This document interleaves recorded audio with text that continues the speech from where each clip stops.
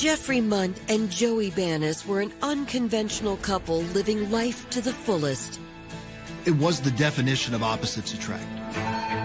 He was madly in love with him and was happy they had finally found the true love of his life. But with one disturbing call, everything they had built would come crashing down. She's trying to get into the room where I'm hiding. I can hear the wood breaking on the door. I'm scared.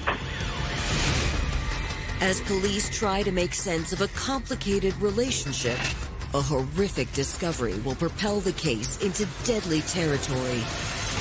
He said he knew where a body was buried. The odor of a decomposing body, that hit me right away. He had been shot in the back of the head, almost execution style. The ensuing battle between lovers will cast a dark shadow over their seemingly loving relationship. They said if I didn't keep my mouth shut, he was going to kill me and my family. He had threatened to frame me with murder. And will leave detectives questioning who to believe. You had these two individuals that had a love-hate, anger-filled relationship. I have failed him and hurt him and done terrible things. And you put them together and it's just a deadly combination.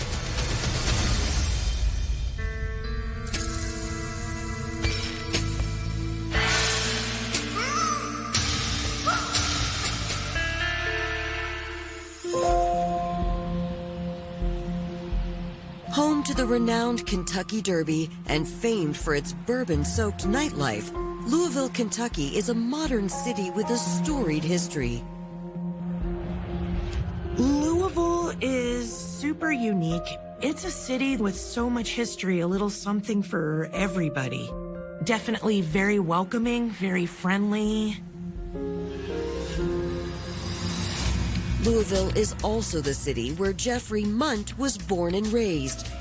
A smart and determined individual, Jeffrey dreamed of success from a young age. He got a college scholarship and went to Indiana University in Bloomington. He got into computers, and soon he was getting very high-paying jobs. Jeffrey Mundt presented himself as buttoned up, straight-laced, very proper, preppy, if you will. He truly was a techie, and he was a person that would work on computers all day and troubleshoot things. He lived in Washington, D.C. for a time. He worked at Northwestern University in Chicago, where he was in charge of their big IT overhaul called Project Cafe. And he had a long-term boyfriend in Chicago.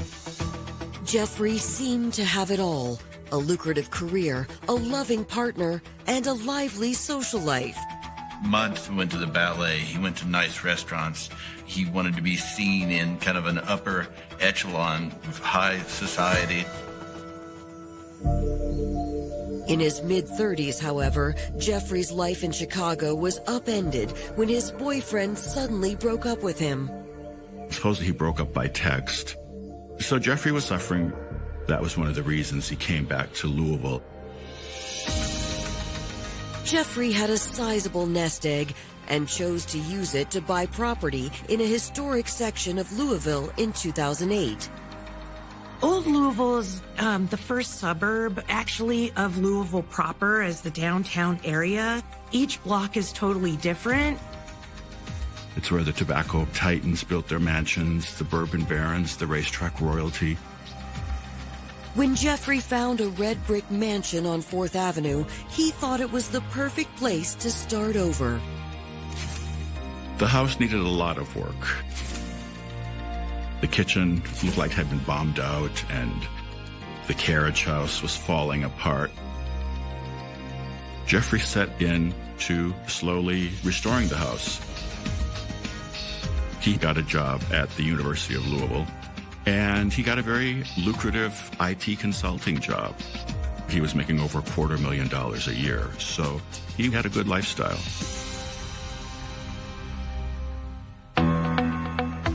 In the fall of 2009, Jeffrey met the man who would change his life forever. 38-year-old Louisville native Joey Banis. Joey and Jeff Mundt met through an internet dating app. It was the definition of opposites attract. Mr. Mundt's background was was in sharp contrast to the background of Mr. Banis. Joey used to run a nightclub called Fusion.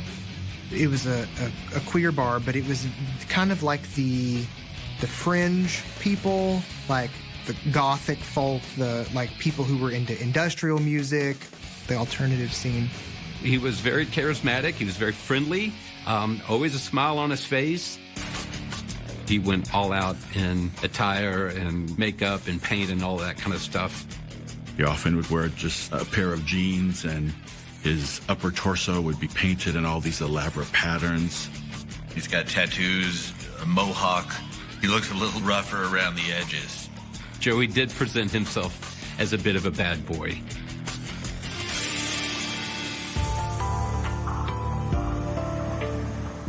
For a straight-laced computer tech like Jeffrey, Joey was a breath of fresh air. They would go out to dinner to nice restaurants and go to concerts afterwards. They liked to be seen together as a couple.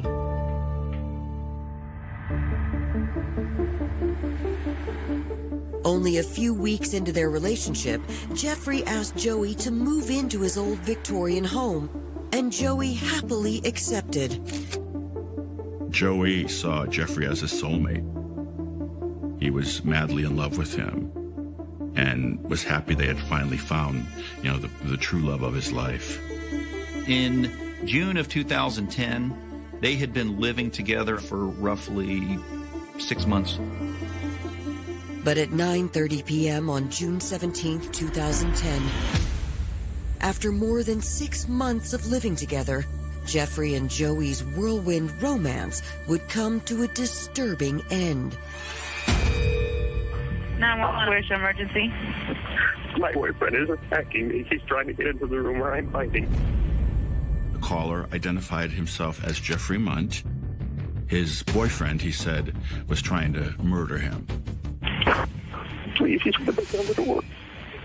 Stay on the phone with me. Jeffrey Mundt was barricaded in a bedroom on the second floor, and Joey Banis was out in the hallway with a hammer.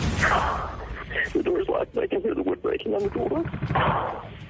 Somebody help. Please hurry.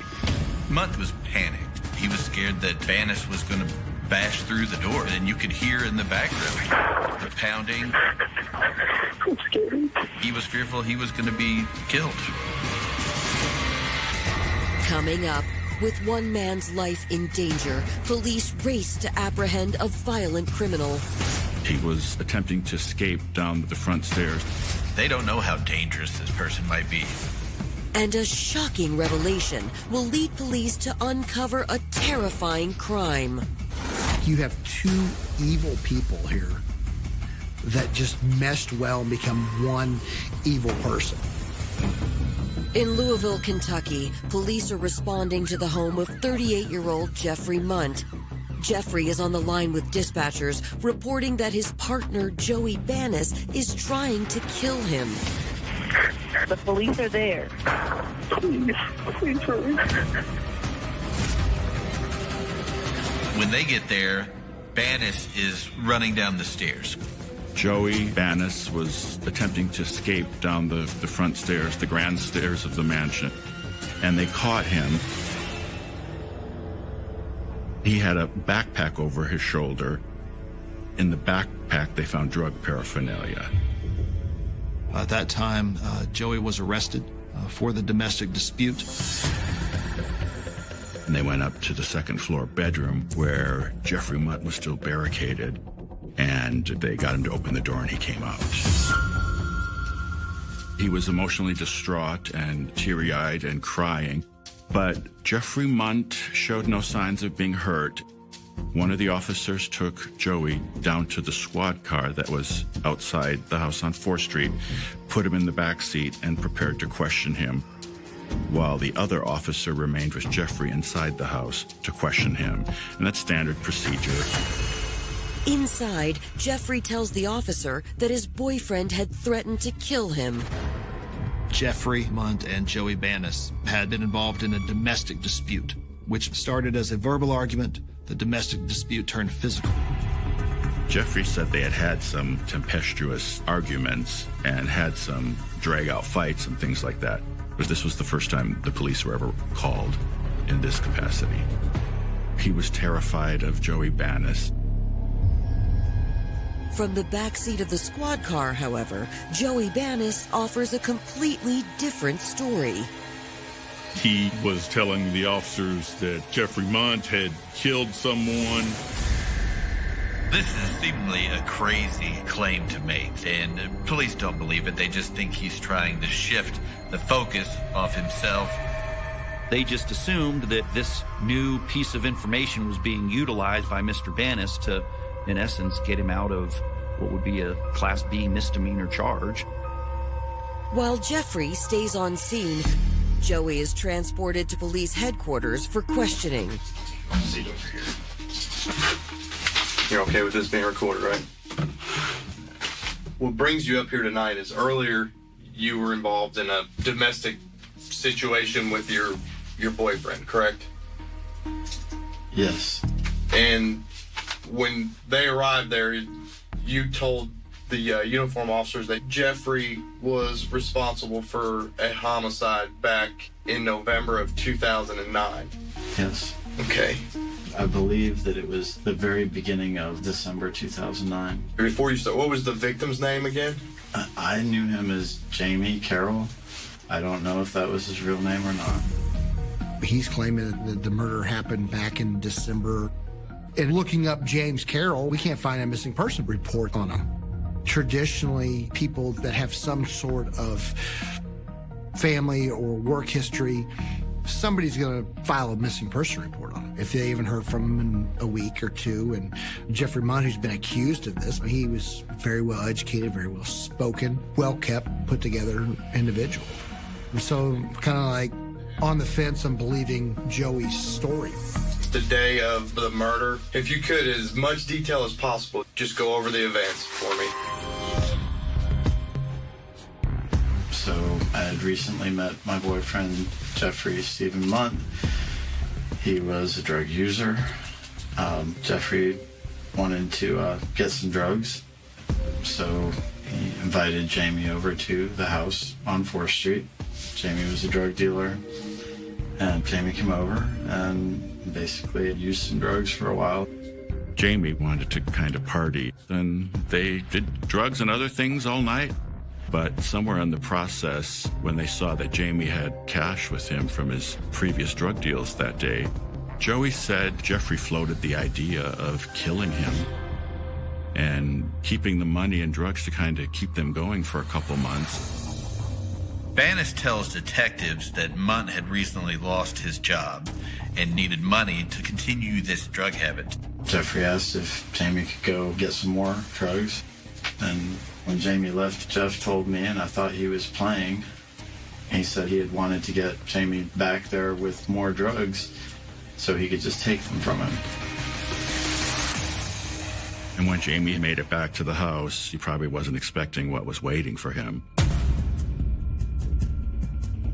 We started to get high. Jamie and Jace were in the bed naked. Who's Jace? That's how I refer to Jeff. Okay. It's his nickname. Okay. So they're in bed naked, and I was basically getting high and watching porn. And, I just thought they were playing around. At that time, there was a scream like no one had ever heard. When he wheeled around, he saw Jeffrey Mundt, armed with a knife, stabbing and slicing at Jamie over and over and over again. This all happened so quickly that I was freaked out. I was up against the wall, hyperventilating, just in shock. And Jamie was yelling my name, asking for help. According to Joey, Jeffrey gave neither man time to act. Jace had pulled a .38 Smith & Wesson revolver out, and before I knew it, had shot Jamie.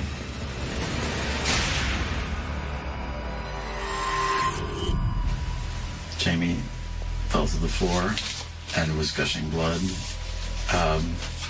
Or there was blood everywhere.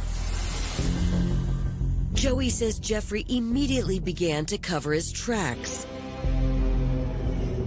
He took Jamie's cell phone and broke the SIM card and destroyed every bit of that. He said that if I didn't keep my mouth shut, he was going to kill me and my family. So basically, that night took forever, just cleaning up. They took the body down to the wine cellar, one of the few rooms in the basement that still had a dirt floor, and he was forced to dig a hole. Jace was really, really high and was acting maniacal and running around carrying this gun. I did not want to be in the basement with him because I thought he was just going to shoot me and drop me into that hole. So this happened December of 2009. Yes. And today is June 18th, 2010. What's your motivation today to come forward and tell us about this? I wasn't able to tell anybody in the beginning because, one, I was scared for myself, scared for my family, and I was also in love with this guy. But one, I no longer love him. And two, somebody's just got to know the truth.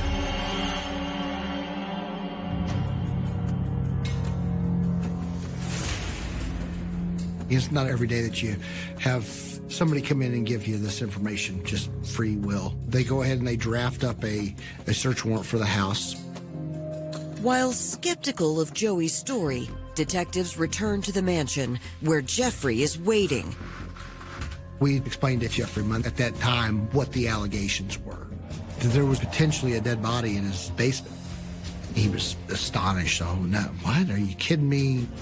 We had no reason to suspect all these allegations, but we still had to get that statement with him.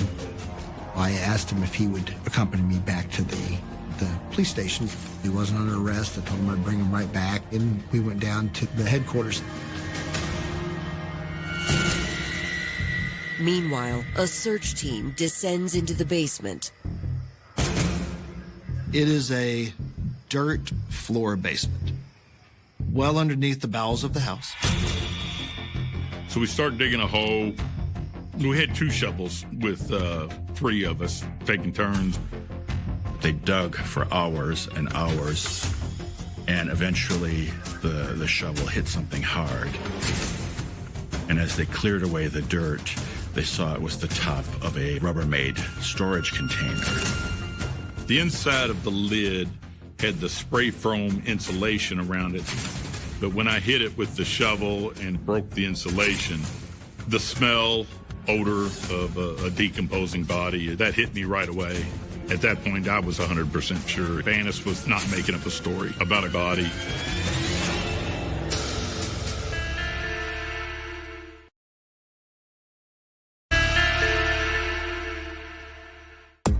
Following Joey Banis's harrowing story of murder, police in Louisville, Kentucky have unearthed a terrible secret buried in the basement of his boyfriend Jeffrey Mundt's historic mansion.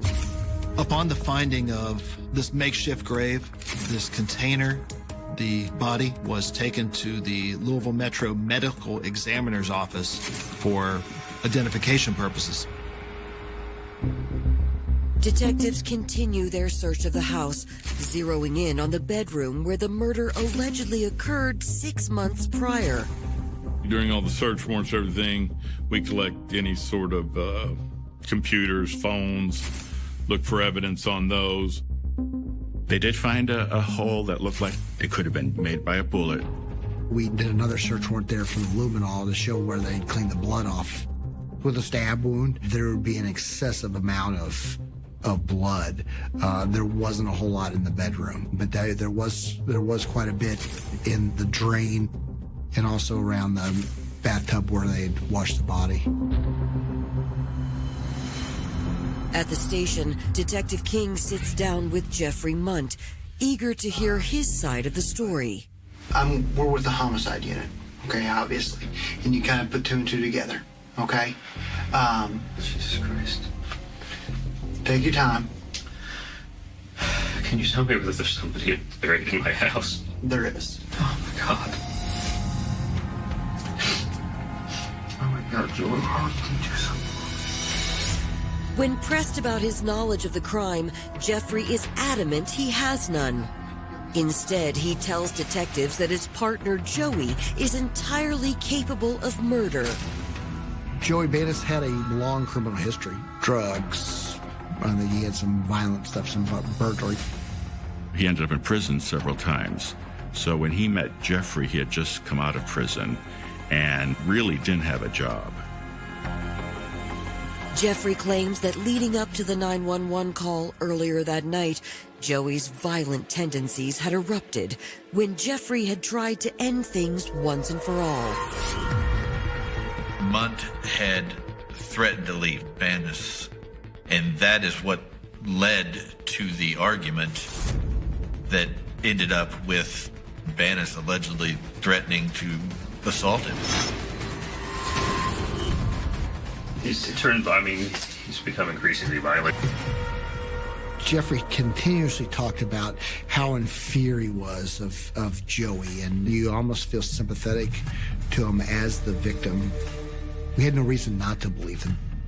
Mundt had a clean record. He works in computers, worked for universities. He was the more clean cut of the two by far.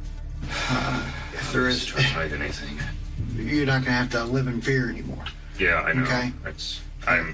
So that'll be a large weight lifted off your shoulder. It is. So I hopefully can get on with my damn life. I'm kind of like, man, this poor guy. He's a very, very likable guy. Very articulate, very well educated. Police decide to keep both Jeffrey Mundt and Joey Banis at the station until they can learn more about the victim. We started digging a little bit. And looking up James Carroll, we find out his car had been impounded, I think, out of one of the alleys near the location.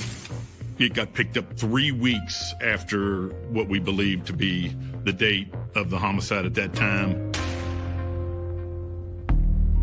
Jamie Carroll's identity is confirmed at autopsy. And there was a tattoo that was not decomposed. Detective Lasher was able to speak with some family members and confirm that that was Jamie Carroll's tattoo. Jamie Carroll had been shot one time.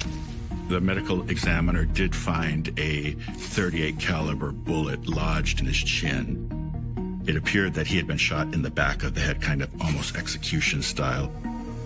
Things started to match what Joey was telling the detectives.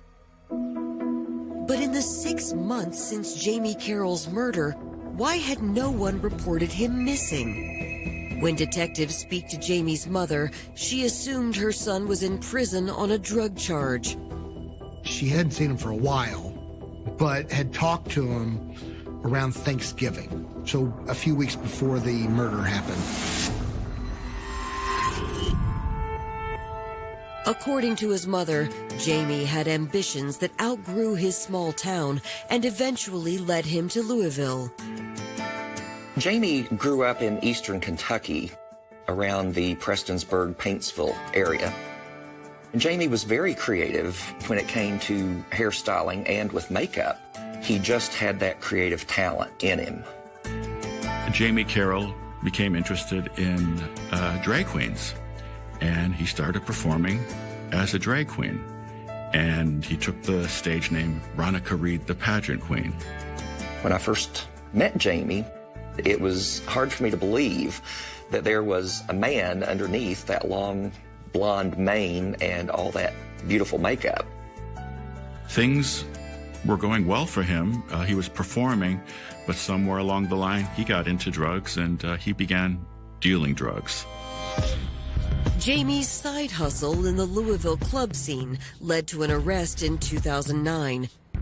After being released on bail, detectives learned he was expected to be sentenced on December 15, 2009. But Jamie never made it to the hearing. He had a court date he had not shown up for, and we couldn't find any record of him from that point on. Now, nearly 6 months later, detectives believe that Joey Banis is responsible for Jamie's murder. So they sit down with him for a second interview.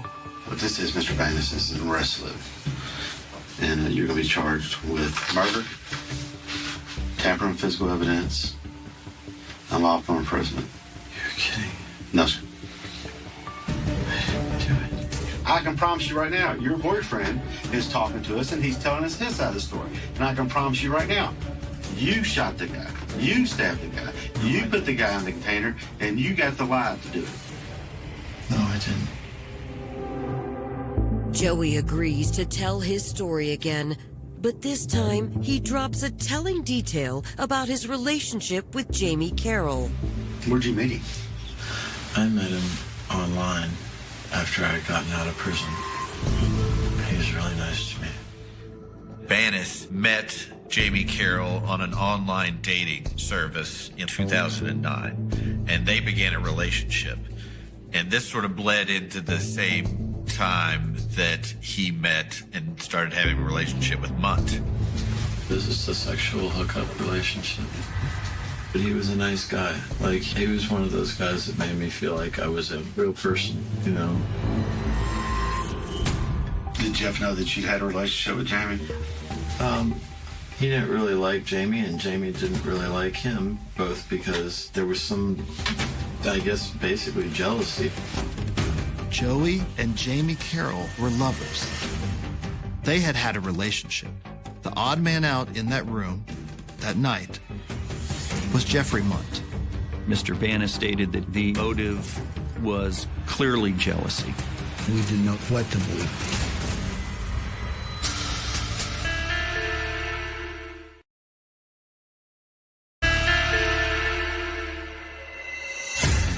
Detectives in Louisville, Kentucky have just learned that murder victim Jamie Carroll had a long-standing sexual relationship with Joey Banis, giving his boyfriend, Jeffrey Mundt, a motive to kill Jamie in a jealous rampage. Joey and Jamie had been in regular contact for sexual reasons, for drug reasons. And then Jeffrey came into the picture. Jeffrey insisted that he give up Jamie, and he wouldn't do that. But it's safe to say that Jeff and Jamie didn't like each other? I think the only thing they really had in common was, you? Was me. Banis says that Mundt was jealous of this relationship. So now Banis has given a motive for Mundt to kill Jamie Carroll. According to Joey, after Jeffrey killed Jamie in their bedroom, he learned just how ruthless his boyfriend could be. The next day, he went to one of the big box hardware stores. He said he needed to get lime and this big container. So he purchased all that stuff, and by that time, Jamie's body had already gone into rigor. Jamie Carroll's body was rigid. They weren't able to fit it into the size container they had purchased. So to fit the body into the container, Jeff took a sledgehammer, which was in his basement, and broke Jamie's knees and folded him up into this container and dumped lime all over the body. Detectives still have doubts that someone like Jeffrey could be capable of such a heinous act. They sit down with him for a second interview, hoping to clear things up. Jeffrey Mundt never went home. He was still there the whole time. This is probably 8, 9, 10 o'clock in the morning. So, it was at least 24 hours that I'd been awake. So I said, would you mind taking a polygraph? That way we can be done with this and I can get you back home. We want to clear your name, is what we want to do. I mean, I'd be happy to take a polygraph. Despite his agreement to a polygraph, Jeffrey first makes a stunning confession. Mr. Mundt, in essence, cracked and finally admitted that he knew more than he had been telling them. I mean, I was floored at the time.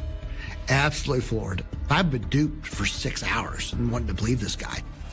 When Jeffrey finally broke down and admitted he did know about the body being in the basement, they asked him what happened. And the story he told was very similar to the story that had been told by Joey Banis.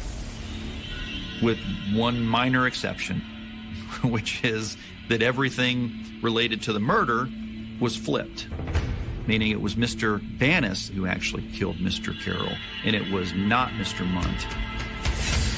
Joey had a knife in his hand and cut the guy's throat. Or started to cut the guy, somewhere in this general vicinity. And he and Joey started struggling. Joey grabbed a handgun, I believe it was a revolver, and shot, I think, twice. Joey pointed the gun at me and threatened me and told me if I ever told anybody, he'd kill me and kill my family. And my cats. In Mundt's story, he's the weakling. Banis did all the bad stuff, and he's scared of Banis, and that's why he's assisting. And Banis' story is he's scared of Mundt. Now, detectives aren't sure which story to believe. Jason stabbed Jamie. You have Joey that's giving details about this murder that happened, and they're adding up. And then you have Jeffrey Mundt. He's leading us to believe that, he's telling the truth. Oh my God, Joey, how did he do something? If we have two people and there's nothing specific that's going to tell us which of these two actually committed the crime, we have a problem here. We have a quandary. What do we do now? With both men in custody, detectives attempt to verify their various allegations. A routine background check leads to a startling discovery. We learned that both Joey and Jeffrey were arrested in Chicago, Illinois after Jeffrey had passed a counterfeit $100 bill to a valet at a hotel. Detectives obtain a copy of the incident report and discover the arrest took place 4 months after the murder of Jamie Carroll. They were arrested in April of 2010. This is when Jamie's body was still down in the basement. What happened was they had checked into the hotel. Jeffrey gave the doorman a $100 bill, either as a tip or to break for change, and the doorman noticed something wasn't right about the $100 bill. It didn't feel right. It felt damp and not the right texture. He called the police. They went up and went into their room and found $54,000 in counterfeit money, in addition to bags and bags of date rape drugs, forged documents, fake IDs. Mundt had lost his job. Banis didn't have a job. They were desperate for money at this point, so they're running like a low-level criminal operation out of their home. The whole time they were living in the house, Joey and Jeffrey had been counterfeiting money. Going to the paper cleansing site. They had an operation upstairs where they were taking dollar bills, they were bleaching them in chemicals, and then re-stamping them as $50 and $100 bills. So when the guys were arrested for the murder of Jamie Carroll, they were out on bond from this big case in Chicago. But designer drugs and counterfeit money aren't the only items of interest on the Chicago PD inventory report. We find out that they were arrested with guns. One was the same caliber of gun that was used to kill Jamie. So we drove up to Chicago and picked up the weapon. Ballistics testing, forensics testing was done on that gun, and it was proven to be the gun that killed Jamie Carroll. The gun that was recovered in Chicago belonged to Joey Banis. But we realized, okay, they're both going to continue to tell the same story and point the finger at the other person. It didn't really matter to us as investigators that you stabbed him, he shot him, or vice versa. That they both conspired together to commit this murder. They ended up charging both Jeffrey Mundt and Joey Banis with the murder of Jamie Carroll. While police don't know exactly which person killed Jamie Carroll, they were both there, and they can both be sentenced to death for this. They both admitted that this happened. They both admitted to being involved. So what did they do? They did what they do in most cases like this, which is put them both on trial. Let the jury make that decision.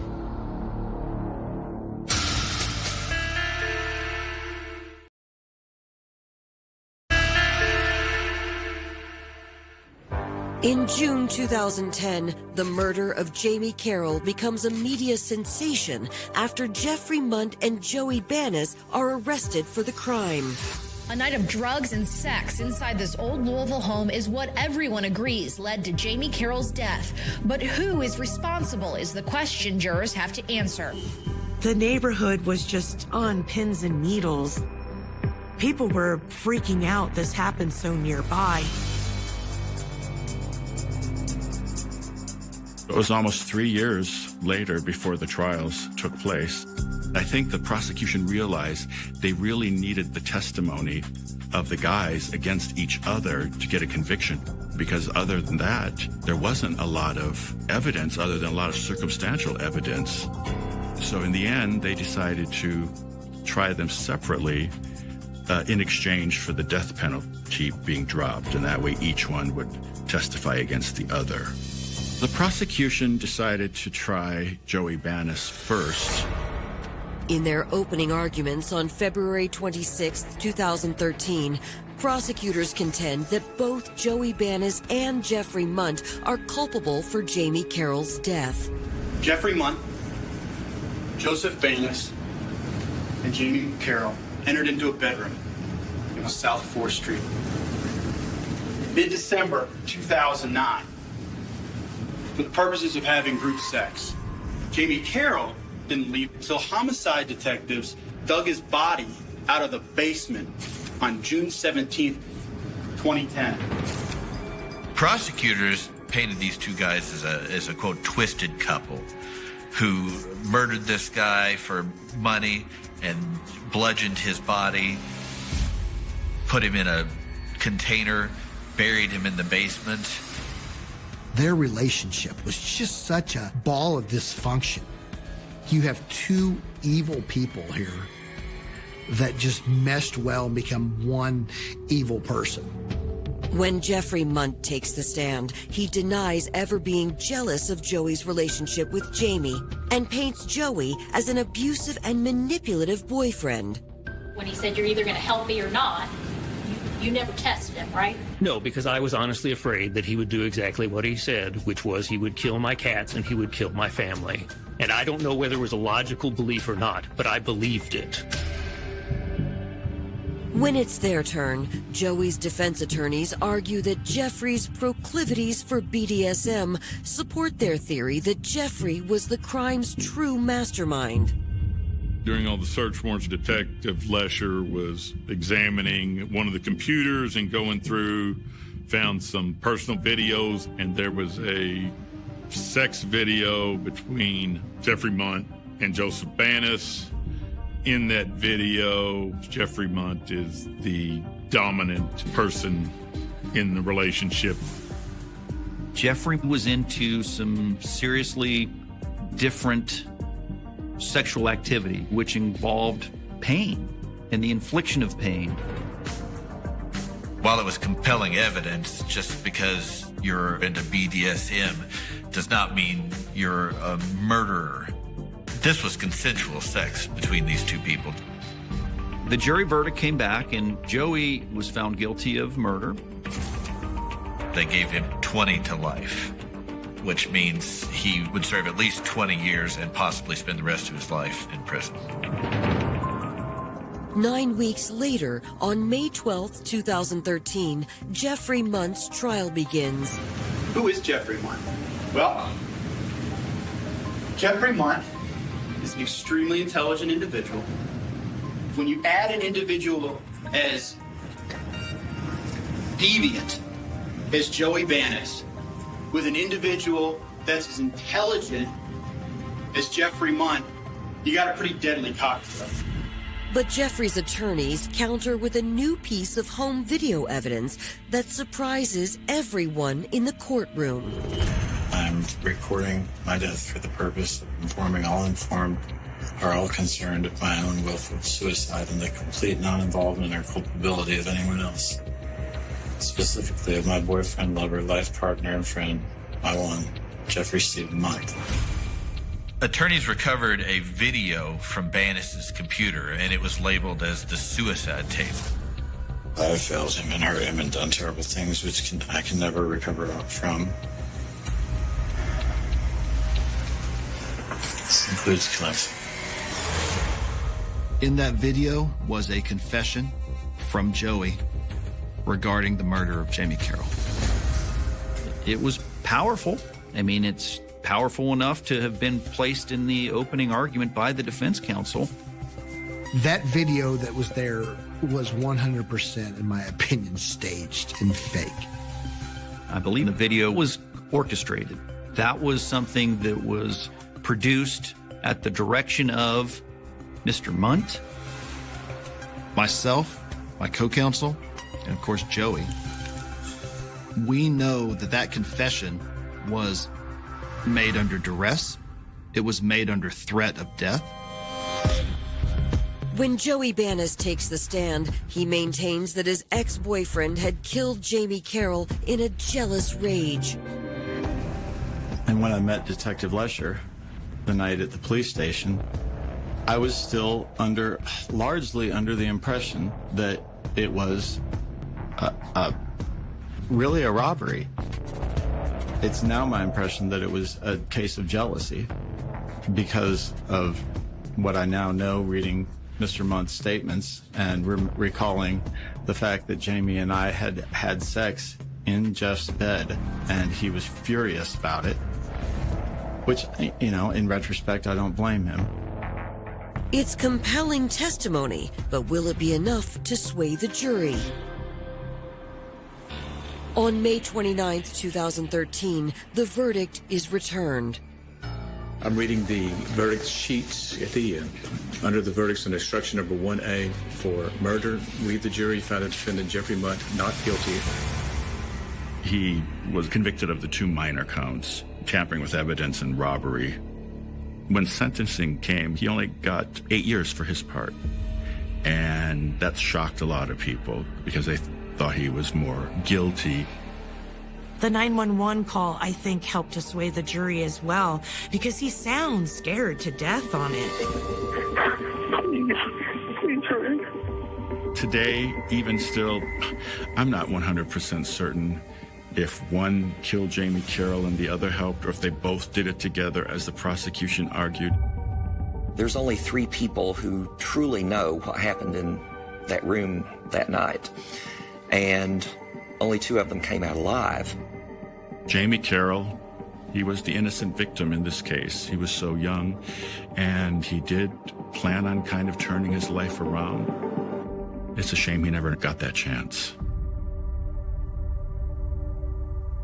On the morning of December 14th, still 1991, the quiet routine of a suburban Washington community was shattered by a discovery that would leave investigators searching for answers for more than 3 decades. The campus of Thomas Jefferson High School in Federal Way was still cloaked in the dim light of an early winter morning when a student walking towards school noticed something lying near a wooded area beside one of the campus pathways. At first glance, it appeared to be nothing more than discarded clothing. A few moments later, the horrifying truth became impossible to ignore.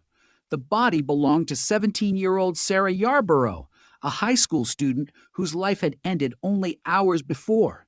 Within minutes, patrol officers flooded the scene. Yellow crime scene tape stretched across the frozen grass as detectives began documenting every inch of the area. No one standing there could have imagined that the evidence being collected that day would outlive entire police careers before finally revealing the identity of Sarah's killer. For the students arriving at school that morning, the sight of police vehicles lining the entrance and officers moving carefully through the cold air marked the beginning of a nightmare that would linger in the community for decades. Parents rushed to collect their children. Rumors spread faster than facts. Fear replaced the ordinary rhythm of a Saturday school activity. Federal Way had experienced crime before, but the murder of a teenager on school grounds struck at the heart of a community that believed its schools should be among the safest places imaginable. Sarah Yarborough was remembered by those who knew her as a responsible young woman with plans for her future. She had come to campus early that morning to participate in school-related activities before classes officially began. Instead of returning home later that day, she became the center of one of Washington State's longest-running homicide investigations. Detectives quickly established that Sarah had been attacked near the school shortly after arriving. The crime scene revealed evidence of a violent struggle. Investigators worked methodically, photographing footprints, collecting fibers, preserving biological evidence, and documenting every physical detail that might later explain what had happened during those final moments. In 1991, forensic science was advancing rapidly, but it had not yet reached the level of sophistication that would become available decades later. Detectives nevertheless understood the importance of preserving every possible piece of evidence. Items collected that winter morning would eventually become the most valuable assets in the investigation, even though no one could yet predict how technology would evolve. Interviews began immediately. Friends, classmates, teachers, family members, and nearby residents were questioned. Officers sought anyone who might have seen unusual vehicles, unfamiliar people, or suspicious activity around Thomas Jefferson High School before sunrise. Every lead was documented.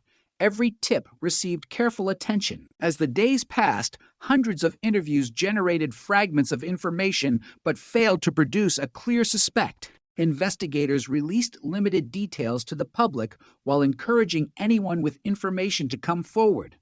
The murder dominated local headlines.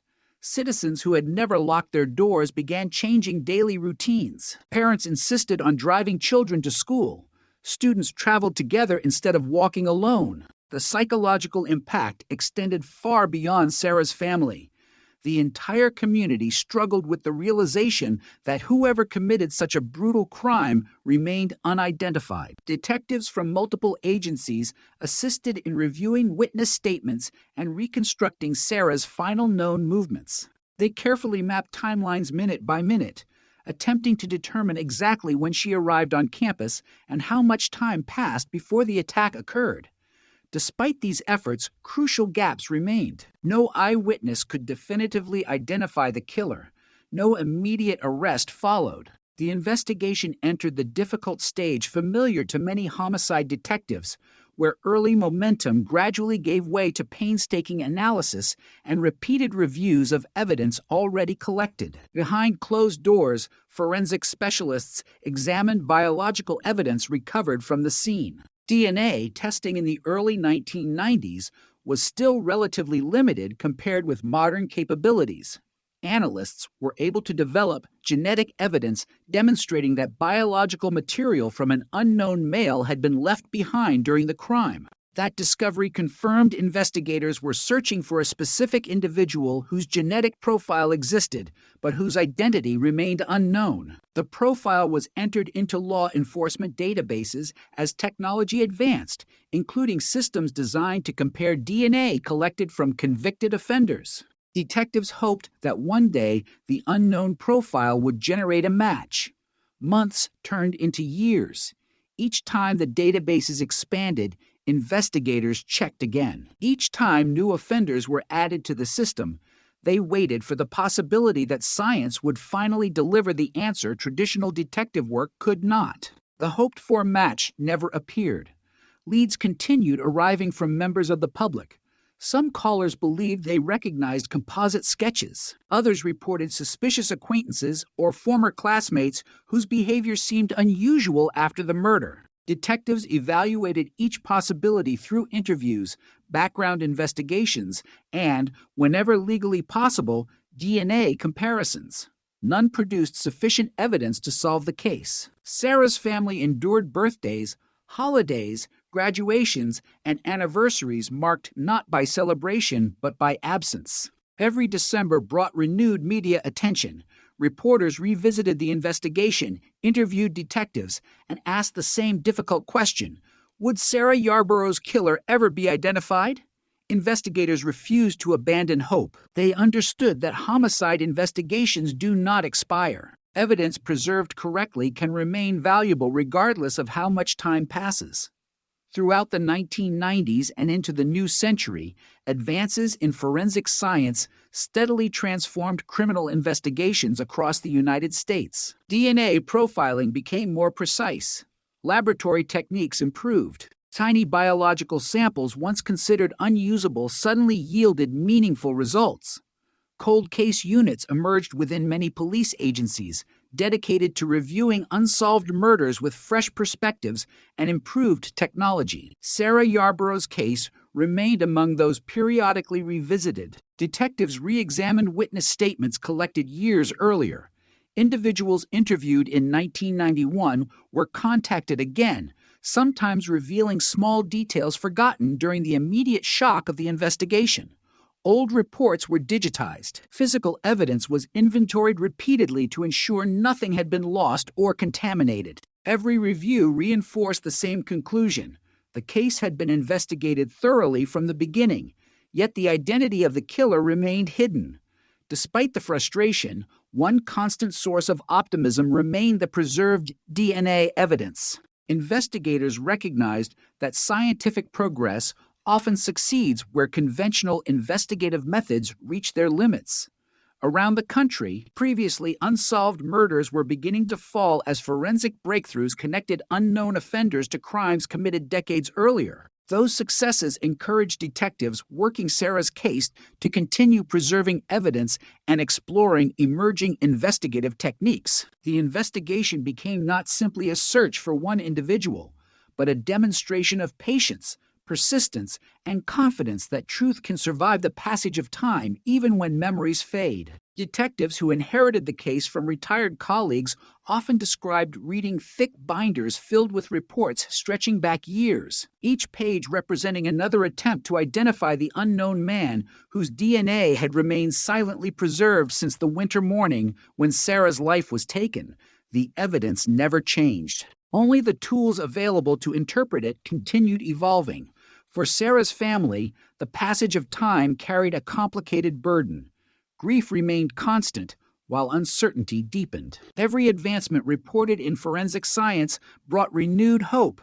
Every year without an arrest brought renewed disappointment. Yet the investigation never officially closed. Detectives continued reminding the public that someone, somewhere, knew something that had never been shared. Even as witnesses moved away, memories faded, and investigators retired, the file remained active, waiting for the breakthrough that had eluded generations of detectives. No one could yet know that the answer would eventually come not from a forgotten eyewitness or a dramatic confession, but from a revolutionary investigative approach that had scarcely existed when Sarah Yarborough was murdered. The evidence collected with extraordinary care in December 1991 had survived intact, silently waiting for science to catch up with the truth. As the months following Sarah Yarborough's murder slowly became years, the investigation settled into the difficult rhythm familiar to detectives assigned to unsolved homicide cases. The urgency of the first days had faded from public attention, but inside evidence rooms and police archives, the case remained very much alive. Every report, every photograph, every witness interview, and every item collected from the crime scene continued to occupy shelves and filing cabinets, waiting for the moment when a new lead ore, a new scientific breakthrough might transform seemingly ordinary evidence into the missing piece of a decades-old puzzle. The homicide investigators responsible for Sarah's case understood a painful reality. The crime itself had lasted only minutes, but solving it might require an entire generation.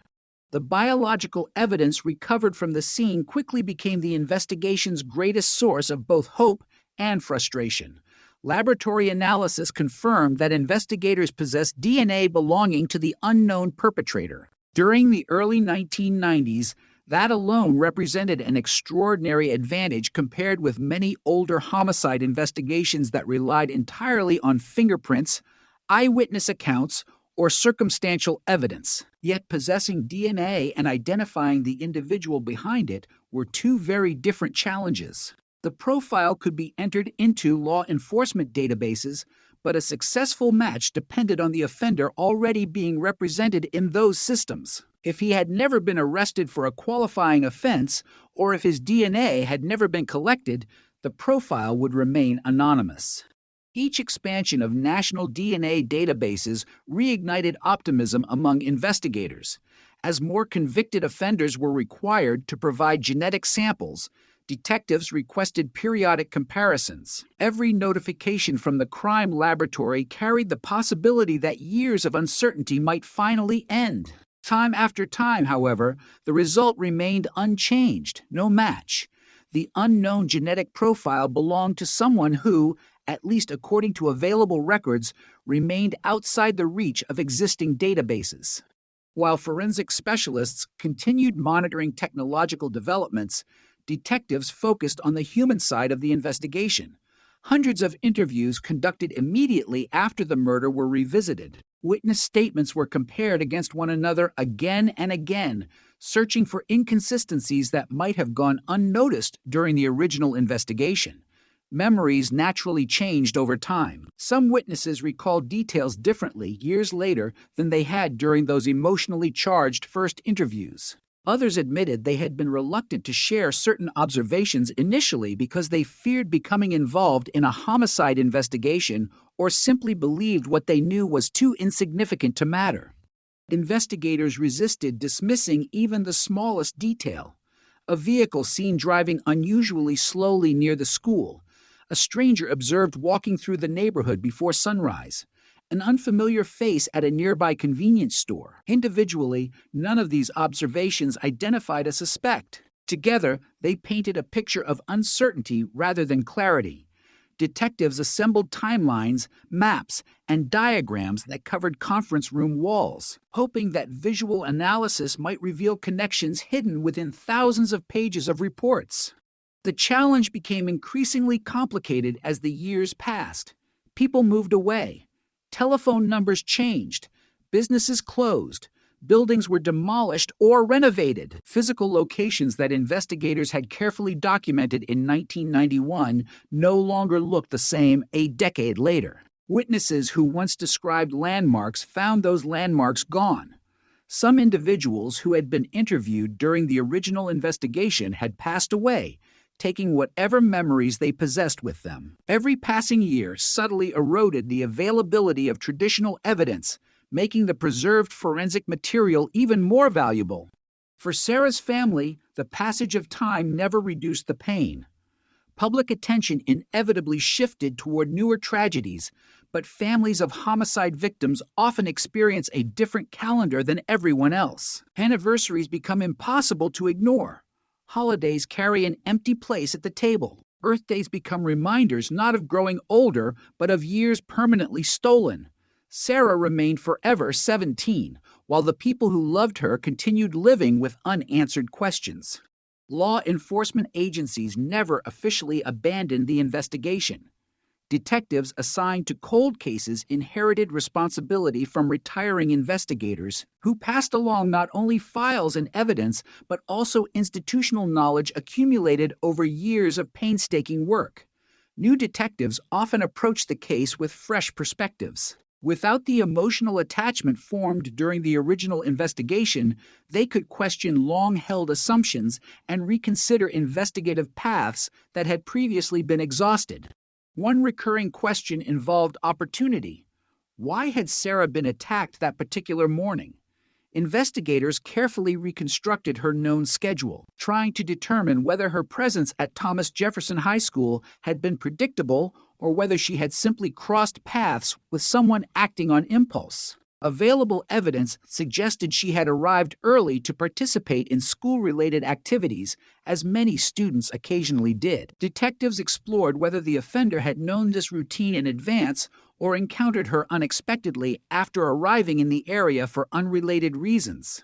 The surrounding neighborhood also received renewed attention. detectives studied reports involving suspicious individuals, attempted assaults, prowlers, and other violent offenses committed before and after Sarah's murder. They examined whether patterns existed that might indicate a serial offender operating within the region. Numerous individuals came under scrutiny over the years. Some were investigated because of geographic proximity. Others attracted attention because of criminal histories involving violence against women. Whenever legally possible, investigators sought DNA comparisons. One after another, potential suspects were eliminated through forensic testing. The case illustrated an important principle within homicide investigations. Eliminating innocent individuals is almost as significant as identifying the guilty one. Every exclusion narrowed the field, allowing detectives to concentrate resources elsewhere. Although disappointing in the moment, each negative DNA comparison prevented investigators from pursuing the wrong person and strengthened confidence that the preserved biological evidence remained reliable. By the early 2000s, forensic science had advanced dramatically compared with the technology available when Sarah was murdered. Laboratories could recover usable DNA from increasingly smaller biological samples. Improved analytical methods produced clearer genetic profiles than those available a decade earlier. Evidence collected in 1991 underwent additional testing using updated techniques, confirming that investigators still possessed a high-quality DNA profile suitable for future comparisons. Even with these advances, however, one essential problem remained unresolved.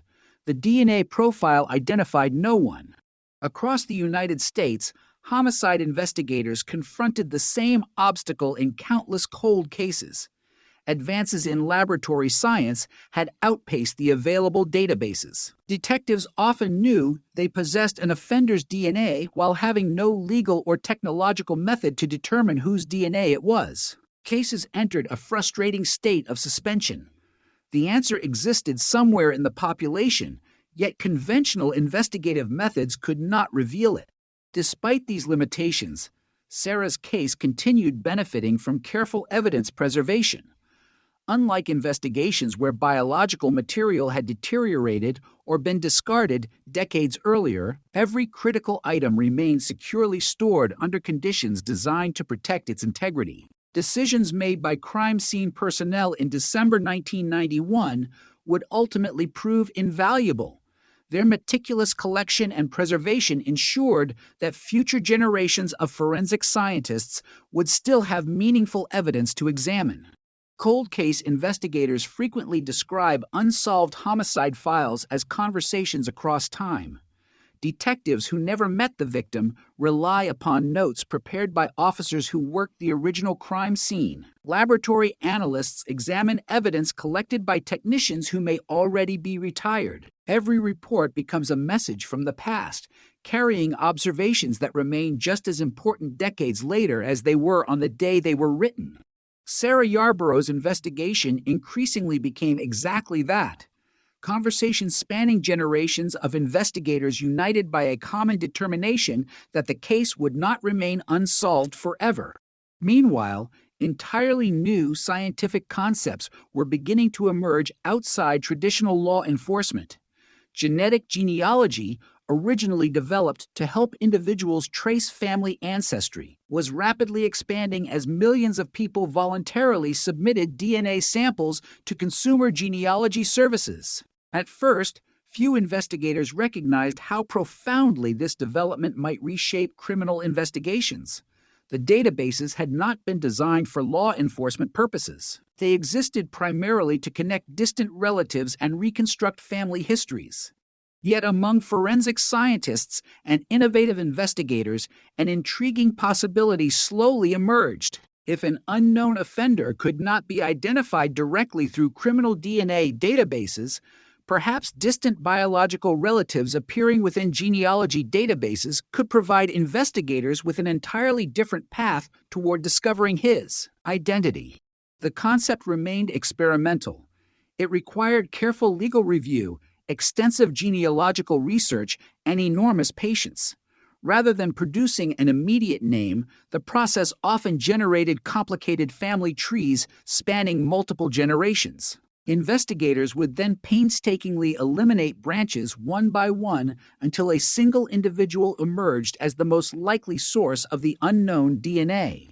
At first, the technique sounded almost impossible, but several high-profile cold cases across the United States began demonstrating its remarkable potential. Crimes that had resisted solution for 30 or 40 years suddenly yielded suspects because family relationships, not direct DNA matches, pointed investigators toward individuals who had never before appeared on law enforcement's radar. For detectives responsible for Sarah Yarborough's murder investigation, these developments represented something they had not experienced in many years: genuine optimism grounded not in speculation, but in rapidly advancing science. They understood that success was far from guaranteed. Every case presented unique challenges, and genetic genealogy was still evolving. Nevertheless, for the first time since the winter morning of 1991, investigators possessed a realistic reason to believe that the anonymous DNA profile preserved for decades might finally begin leading somewhere. Not directly to the killer, perhaps, but to the family from which he came, and from there, step by careful step, to the identity that had remained hidden for more than a generation. The promise of genetic genealogy did not arrive as a miracle that instantly transformed decades of unanswered questions into certainty. It arrived quietly, built upon years of scientific research, legal review, and painstaking investigative work. By the time detectives assigned to Sarah Yarborough's case began seriously considering the technique, law enforcement agencies across the United States had already witnessed several cold cases reopened through the careful combination of forensic DNA and genealogical analysis. Each successful investigation demonstrated the same principle. Even when an unknown suspect had never submitted DNA to a criminal database, distant relatives might unknowingly provide investigators with the first thread capable of unraveling an entire family tree. For the detectives responsible for Sarah's case, that possibility represented something profoundly different from every investigative strategy attempted during the previous 3 decades. Traditional approaches had relied upon identifying a suspect first and comparing his DNA afterward. Genetic genealogy reversed the process. Investigators would begin with the anonymous DNA itself and allow it to point toward biological relatives whose identities were already known through publicly accessible genealogy resources and databases that permitted law enforcement use under specific conditions. Instead of asking, "Who should we test?" detectives could begin asking, "Whose family does this DNA belong to?" Before that process could begin, however, forensic specialists needed to ensure that the biological evidence collected in December 1991 remained suitable for advanced analysis.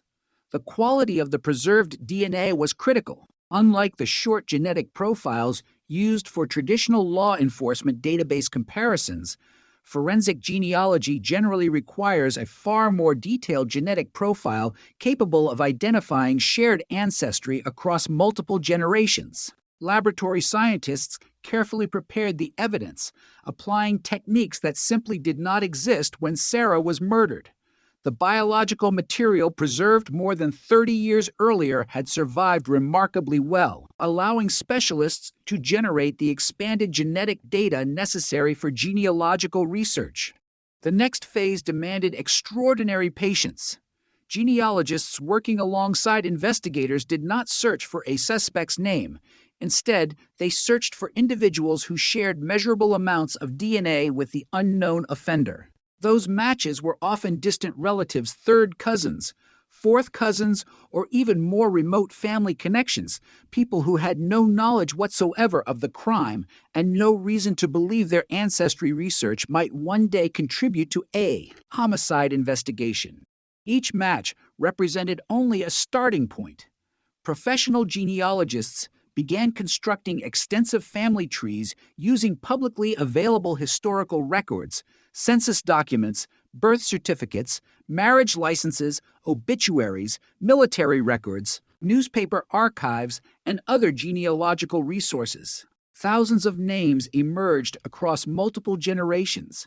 Families expanded, migrated across states, changed surnames through marriage, and established branches stretching back more than a century. The work resembled historical research as much as criminal investigation. Detectives understood that every individual appearing on those family trees was presumed innocent. Most would eventually be eliminated through simple chronology, geography, or biology. The objective was never to cast suspicion broadly, but to narrow an immense family network until only those individuals who could realistically fit the known facts remained. As genealogists worked, investigators revisited the original case file with renewed attention. Every confirmed detail became significant once again. The estimated age of the offender in 1991, the geographic location of the crime, the timing of the attack, the offender's likely familiarity with the area. Small investigative conclusions reached decades earlier suddenly gained new relevance because they could now be combined with genealogical findings. Gradually, the overwhelming number of possible relatives began shrinking. Certain family branches could be excluded because members lived on the opposite side of the country. Others contained only women when investigators were searching for an unknown male. Some individuals were either too old or too young to match the offender's estimated age. Others could be excluded through documented military service or verified residence elsewhere during the relevant period. The process unfolded over months rather than days. Each elimination strengthened confidence in those individuals who remained under consideration. Eventually, investigators identified a relatively small number of men whose ages, geographic histories, and family relationships were potentially consistent with the available evidence. Importantly, being included on that list did not establish guilt. It simply meant additional investigation was warranted. Background investigations followed. Detectives examined employment histories, residential records, driver's license information, and other publicly available records. They attempted to determine whether any of the remaining individuals had connections to Federal Way or the surrounding communities in late 1991. Did they live nearby? Did they work in the area? Could they reasonably have been present near Thomas Jefferson High School on the morning Sarah was murdered? One name increasingly attracted investigative attention. Publicly available records suggested that the individual had lived in Washington state during the relevant period. Additional investigation indicated that his background aligned with several elements investigators had long considered important. Yet experienced detectives remained cautious. Similar situations had occurred before, only to end with another elimination. Circumstantial information alone could never justify concluding that decades of uncertainty had finally ended. The preserved DNA would have to speak for itself. To obtain that confirmation, investigators needed a DNA sample from the individual without compromising the integrity of the investigation. As in many cold cases involving genetic genealogy, detectives sought to collect discarded biological material left in public places, following applicable legal procedures. Such evidence might include an item that the individual voluntarily discarded, allowing forensic analysts to compare its DNA profile with the biological evidence preserved from the 1991 crime scene. Surveillance became a carefully coordinated operation. Detectives observed routine daily activities while avoiding unnecessary attention. Every step required patience. The objective was not confrontation but scientific verification. If the DNA failed to match, investigators would quietly continue searching elsewhere. If it matched, more than 30 years of uncertainty could suddenly become focused upon a single individual. Meanwhile, Sarah's family remained largely unaware of the specific investigative developments unfolding behind the scenes.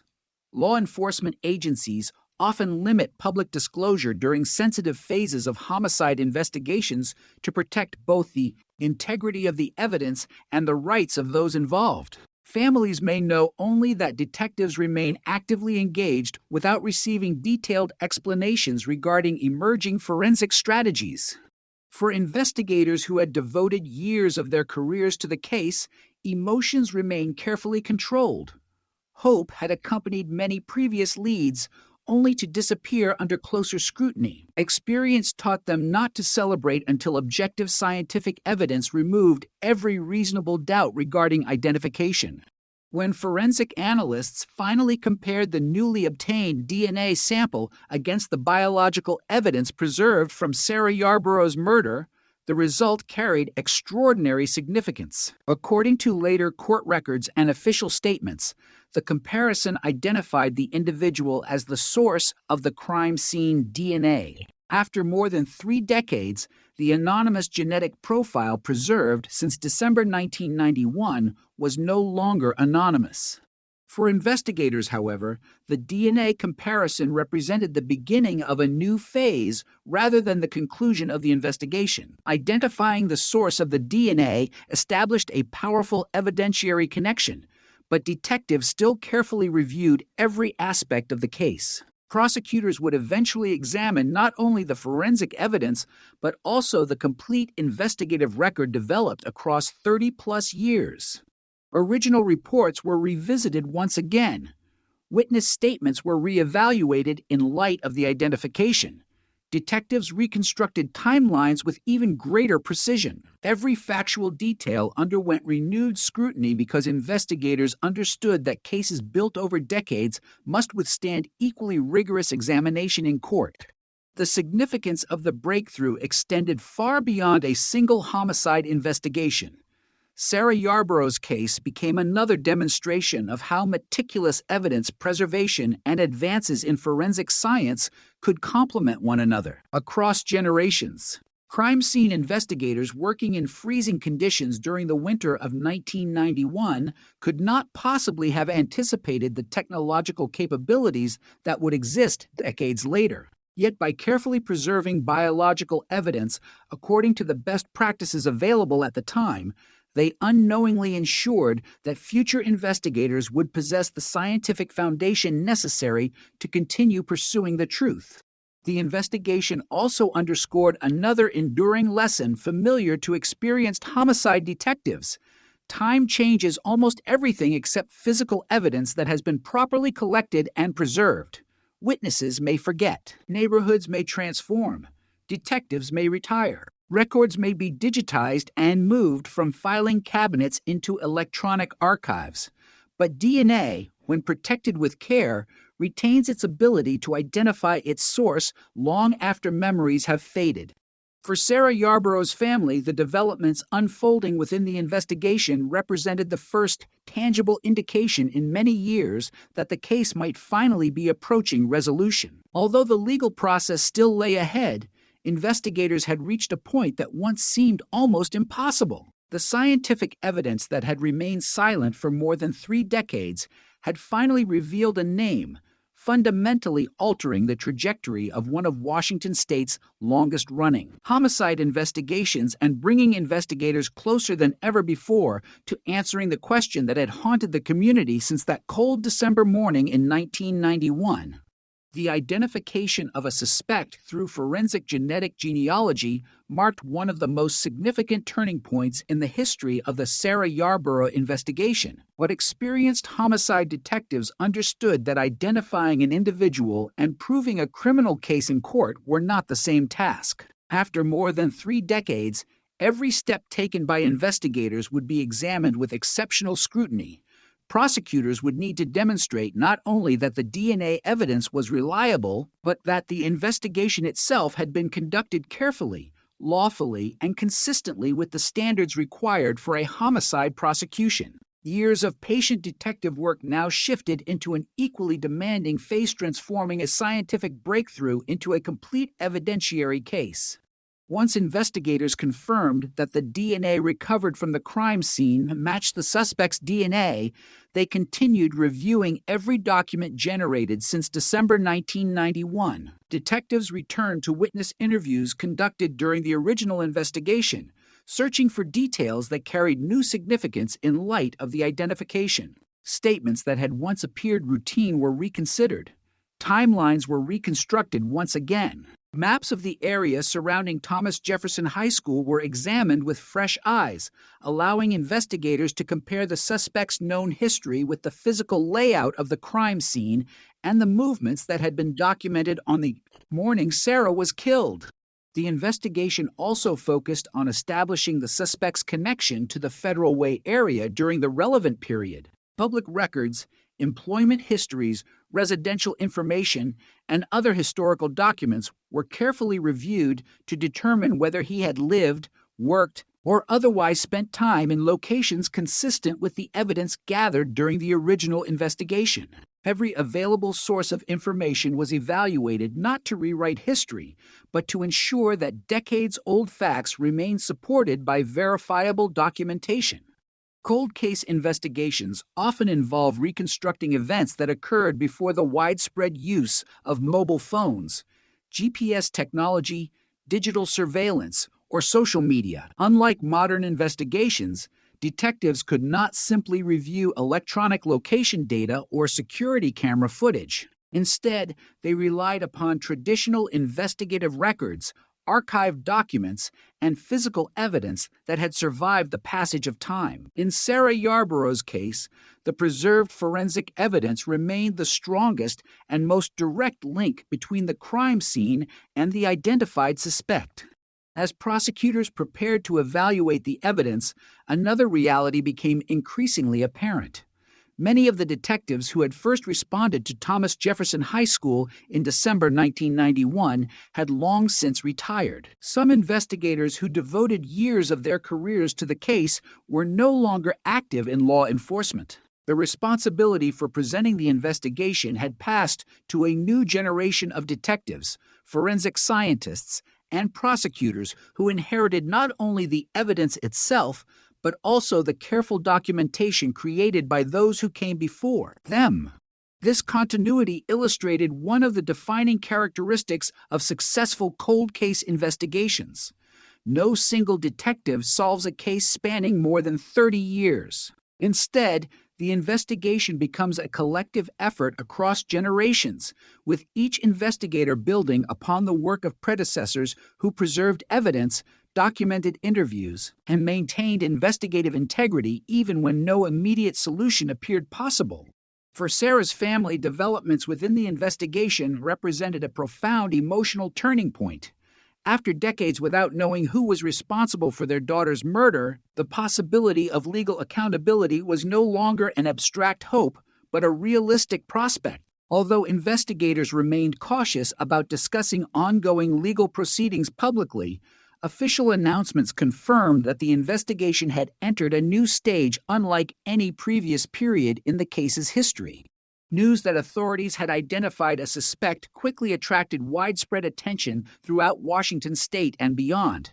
Media organizations revisited the events of December 1991, recounting the circumstances surrounding Sarah's death and the extraordinary length of the investigation. The case also drew national interest because it reflected the growing impact of forensic genetic genealogy on criminal investigations. By this point, several high-profile cold cases across the United States had been advanced through similar techniques, demonstrating that carefully preserved biological evidence could remain scientifically valuable even after decades had passed. Despite the public attention, investigators continued emphasizing an important principle. The scientific breakthrough that identified the suspect had not replaced traditional detective work. Instead, it complemented decades of investigative effort. The DNA evidence had meaning because crime scene investigators meticulously collected and preserved biological material in 1991. Detectives had maintained detailed investigative files. Evidence technicians had protected the integrity of physical exhibits. Laboratory scientists had continually reevaluated the evidence as forensic technology evolved. Genetic genealogy represented the newest chapter in a much longer investigative story rather than a shortcut that bypassed conventional police work. The case also prompted renewed discussion within the law enforcement community regarding the importance of preserving evidence in unsolved homicides. During the early 1990s, no one could have predicted the precise scientific techniques available 30 years later. Yet investigators who carefully stored biological evidence according to the best standards of the time unknowingly created opportunities for future forensic analysis that had not yet been invented. Sarah Yarborough's case became one of many examples demonstrating why unsolved homicide evidence should be preserved indefinitely whenever possible. Legal proceedings continued as prosecutors reviewed the evidence assembled by investigators. The forensic DNA comparison remained central to the case, but prosecutors also considered the broader investigative context developed over decades. Every procedural step from evidence collection to laboratory analysis to genealogical research required thorough documentation capable of withstanding judicial examination. Because the investigation had unfolded across multiple generations of forensic science, maintaining a clear chain of custody and demonstrating the reliability of evolving laboratory methods became especially important. Throughout this period, investigators remained mindful that the pursuit of justice extended beyond identifying a suspect. The legal process exists to evaluate evidence according to established standards, ensuring that conclusions are supported by reliable facts rather than assumption or speculation. Detectives who had waited years for scientific advances understood that patience remained necessary even after the DNA breakthrough. The broader impact of the investigation reached beyond one family or one community. Across the United States, agencies responsible for unsolved homicide investigations examined cases involving preserved biological evidence with renewed optimism. Sarah Yarborough's investigation reinforced the growing recognition that advances in forensic science could continue producing meaningful results decades after crimes occurred. Cold cases once considered unlikely to be solved were increasingly being reviewed using technologies unavailable to earlier investigators. For residents of Federal Way who remembered the events of 1991, the development stirred memories that had never entirely disappeared. Former students recalled arriving at Thomas Jefferson High School on the morning Sarah's body was discovered. Teachers remembered the uncertainty and fear that spread throughout the campus. Detectives reflected upon long hours spent interviewing witnesses during those first difficult days. For many people connected to the case, the passage of time had softened some memories, but never erased the emotional impact of losing a 17-year-old student whose future ended before adulthood had truly begun. Sarah Yarborough's murder had remained unsolved for more than 3 decades, but the investigation itself had never stood still. It evolved alongside forensic science, adapting to each new technological advancement while preserving the integrity of evidence collected on that cold December morning. Every generation of investigators inherited not only an unsolved case, but also a responsibility to continue asking the same question that had confronted the first detectives at the crime scene. Who was responsible for taking Sarah's life?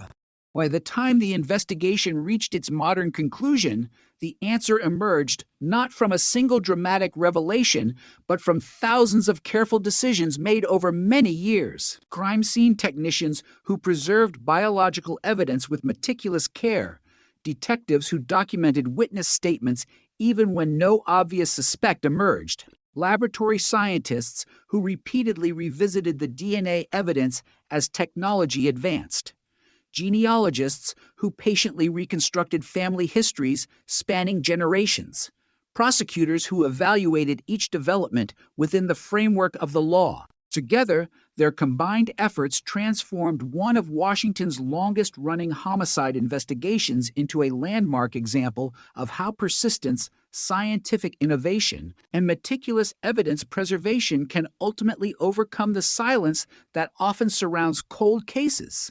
The Sarah Yarborough investigation stands today as a reminder that while time inevitably changes communities, technologies, and the people entrusted with seeking justice, carefully preserved evidence can continue speaking long after memories begin to fade. In this case, the voice of that evidence remained unheard for more than 30 years, till science finally became capable of listening.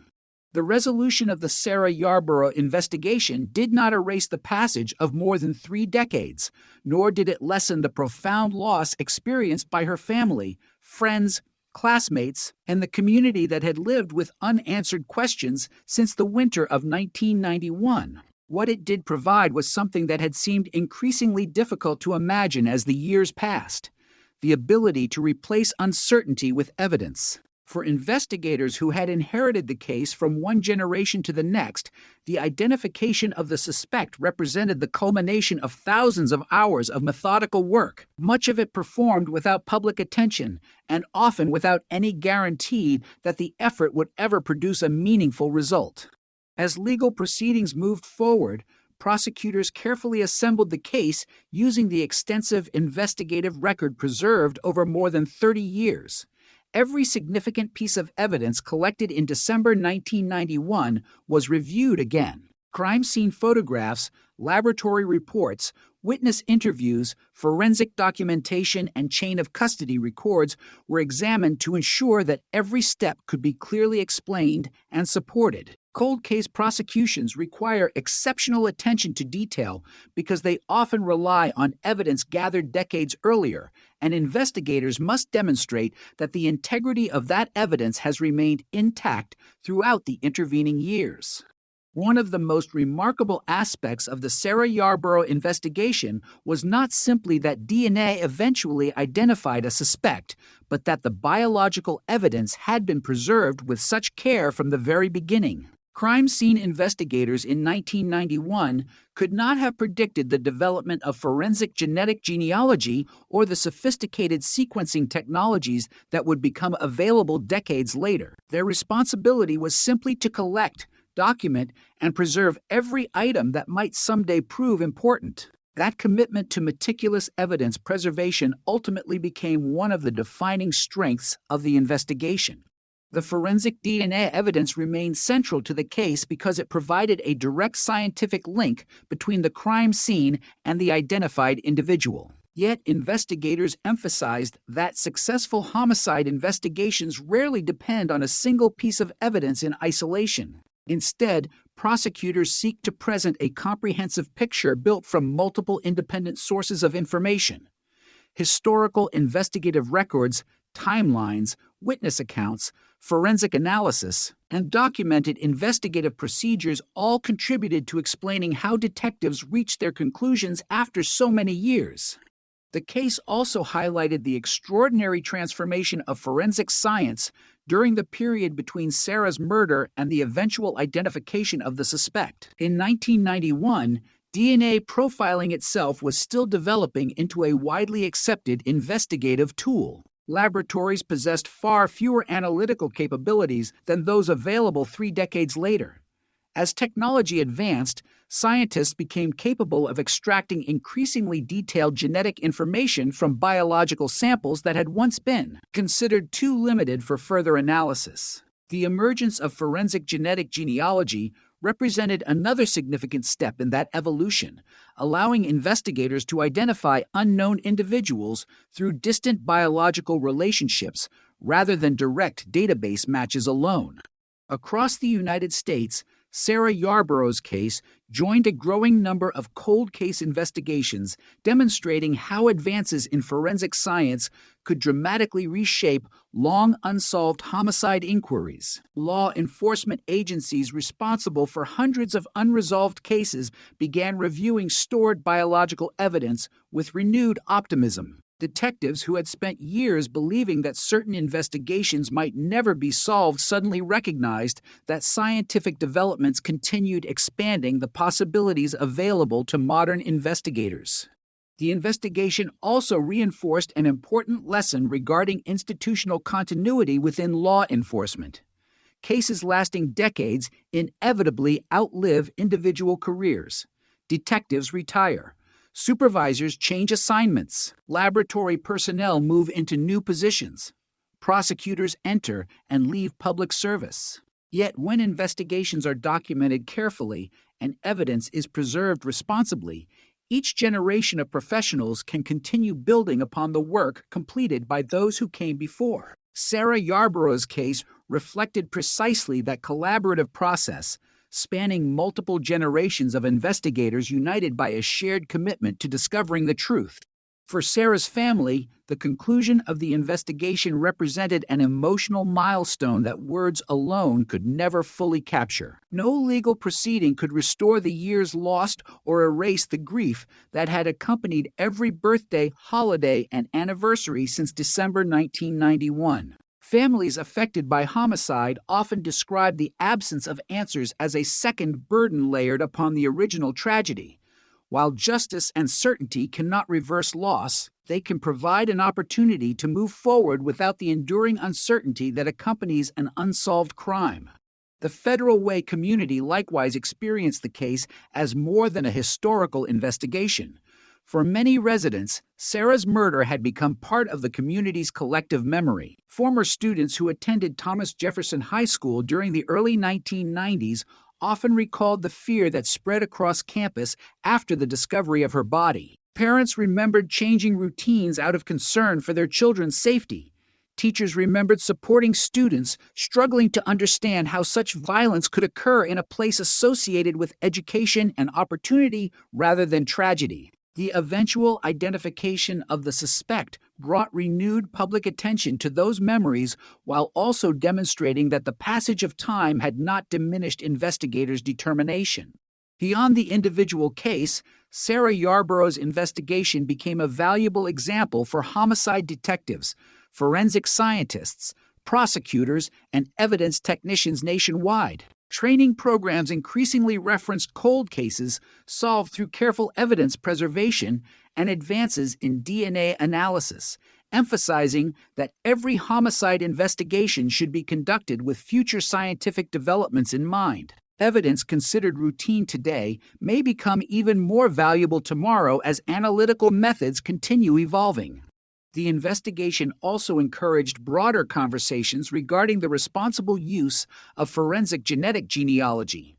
As more agencies adopted the technique, legal and ethical frameworks continued developing to balance investigative effectiveness with privacy considerations. Sarah Yarborough's case illustrated how the technology could be applied within established legal procedures to assist in identifying suspects when conventional investigative methods had reached their limits. The investigation became part of a larger national discussion about how emerging forensic tools should be integrated into criminal justice while maintaining transparency, accountability, and respect for individual rights. Perhaps the most enduring legacy of the case lies not only in its resolution, but in the perseverance demonstrated throughout the investigation. Detectives continued reviewing evidence despite repeated disappointments. Laboratory scientists re-examined biological material whenever new techniques became available. Cold case investigators refused to conclude that the absence of immediate answers meant answers would never exist. That persistence reflected one of the defining principles of homicide investigation. As long as evidence remains available, the search for truth can continue. The story of Sarah Yarborough is therefore not solely a story about forensic science. It is also a story about patience measured in decades, about the value of meticulous documentation, and about the determination of investigators who understood that justice sometimes depends less on speed than on endurance. The crime committed on that December morning in 1991 remained unchanged, but humanity's ability to interpret the evidence surrounding it evolved dramatically over the following 30-plus years. For every detective who first walked through the crime scene tape that winter morning, for every forensic scientist who carefully protected fragile biological evidence, for every investigator who reopened the file long after, public attention had shifted elsewhere, and for every member of Sarah Yarborough's family who continued waiting through years of uncertainty, the investigation ultimately demonstrated a truth that extends beyond a single case. Scientific knowledge advances, technology changes, communities grow and transform, yet evidence preserved with care retains the capacity to speak across generations. Sarah Yarborough was 17 years old when her life was taken outside her high school in Federal Way, Washington. Her murder left a lasting scar on a family and a community that searched for answers for more than 3 decades. Although the investigation required extraordinary patience before reaching its conclusion, It ultimately became one of the many modern examples showing how the careful work performed on the first day of a homicide investigation can remain meaningful far into the future. The case serves as a lasting reminder that even when years pass without resolution, diligent investigative work and responsible evidence preservation can ensure that the pursuit of justice continues, sometimes across an entire generation, until science and perseverance finally meet. The Sarah Yarborough investigation ultimately became more than the story of a single homicide. It evolved into a case study in how cold case investigations are sustained across decades, illustrating both the strengths and the limitations of modern forensic science. Long before the breakthrough that finally identified a suspect, the case had already shaped investigative practices within Washington state. Detectives assigned to newer homicide investigations frequently looked back at Sarah's case as a reminder that evidence collected today might not reveal its full value until technologies yet to be invented became available. That realization fundamentally changed the way many agencies approach the preservation of biological evidence, reinforcing the principle that nothing collected at a crime scene should be considered insignificant simply because it cannot immediately answer every investigative question.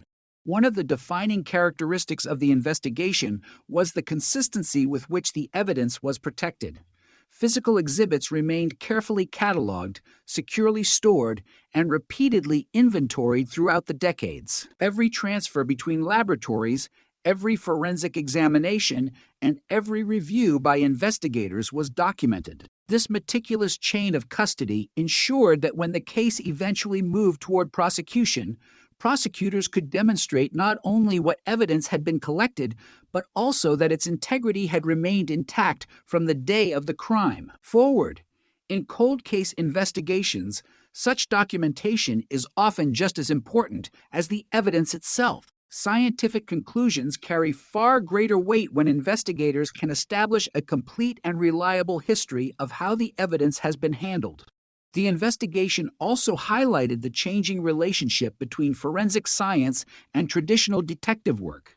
Popular culture often portrays DNA as an instant solution capable of solving any crime with the press of a button. The reality demonstrated by Sarah Yarborough's case was far more complex. DNA identified the biological source connected to the crime, but detectives still needed to reconstruct timelines, verify historical records, review witness interviews, and ensure that every investigative conclusion remained supported by objective evidence. Science provided an extraordinarily powerful tool, but it did not replace careful police work. Instead, it worked alongside it. As forensic genetic genealogy became more widely discussed, law enforcement agencies across the country faced important questions regarding when and how the technique should be used. The method offered tremendous potential for solving violent crimes, particularly cases involving homicide and sexual assault, where preserved biological evidence existed. At the same time, investigators recognized the importance of establishing clear legal and ethical standards governing its application. Agencies developed policies requiring supervisory approval, legal review, and careful documentation before genealogical techniques were employed. Sarah Yarborough's investigation became one of the examples frequently cited in discussions about the responsible use of these emerging forensic methods. The broader impact extended well beyond Washington state. Detectives working unsolved homicide investigations throughout the United States began re-examining evidence stored for decades. Biological samples that had once produced only anonymous DNA profiles were reconsidered as potential candidates for genealogical analysis. Evidence rooms containing carefully preserved exhibits suddenly represented not merely archives of unresolved tragedies, but opportunities for renewed investigation. Cases that had remained dormant for years gradually returned to active status as agencies prioritized those with preserved forensic evidence suitable for advanced testing. For experienced homicide investigators, however, technological progress did not diminish the emotional realities associated with cold cases. Every file represented a victim whose life had ended violently, a family whose questions remained unanswered, and a community affected by violence that often lingered in collective memory long after newspaper headlines disappeared. Detectives frequently describe cold case work as uniquely personal because they inherit responsibilities that began long before they joined the investigation. Rather than solving crimes committed during their own careers, they seek answers for victims they never met and families they have only come to know through years of persistent communication. Sarah Yarborough's family experienced that continuity firsthand. Over the course of more than 30 years, they interacted with multiple generations of investigators. Detectives retired, successors assumed responsibility, and new forensic specialists entered the investigation as scientific capabilities expanded. Yet throughout those transitions, one commitment remained constant: the promise that Sarah's case would not be forgotten simply because time had passed. Maintaining that commitment required more than optimism. It demanded institutional dedication, financial resources, evidence preservation, and leadership willing to support investigations that might require years of additional work without any guarantee of immediate success. The Federal Way community likewise carried the memory of the crime across generations. Students who attended Thomas Jefferson High School in 1991 became parents themselves. Teachers retired. Neighborhoods changed. New families moved into the area, often unaware of the events that had unfolded decades earlier. Yet for longtime residents, Sarah's murder remained one of those defining local tragedies that permanently altered perceptions of safety and vulnerability. The eventual identification of the suspect reopened memories that had never completely disappeared, reminding many residents of the uncertainty and fear that followed the crime during the winter of 1991. The investigation also underscored an important distinction between justice and closure. In criminal investigations, the term closure is often used casually, yet many families of homicide victims explain that grief does not simply end when a suspect is identified or legal proceedings conclude. The absence created by the loss of a loved one remains permanent.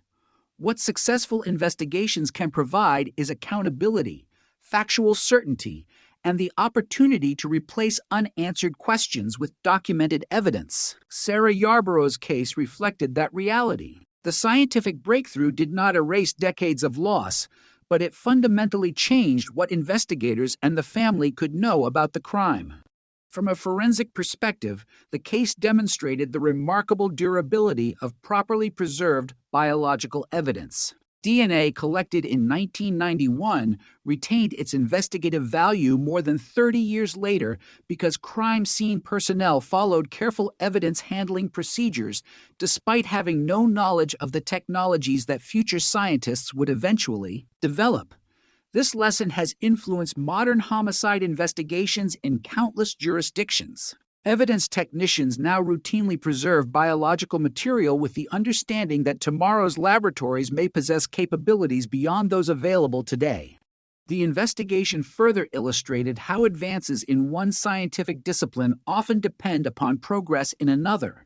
Genetic genealogy could not have succeeded without earlier developments in DNA profiling. DNA profiling itself depended upon advances in molecular biology and laboratory instrumentation. Digital record systems made it easier to organize decades of investigative material. Genealogical databases expanded because millions of individuals voluntarily pursued ancestry research. Historical archives became increasingly accessible through digitization. None of these developments occurred for the purpose of solving Sarah Yarborough's murder. Yet together they created investigative opportunities that simply did not exist in 1991. Perhaps one of the most significant legacies of the case is its demonstration of patience as an investigative strategy. Modern society often expects immediate answers. News cycles move quickly. Public attention shifts rapidly from one event to another.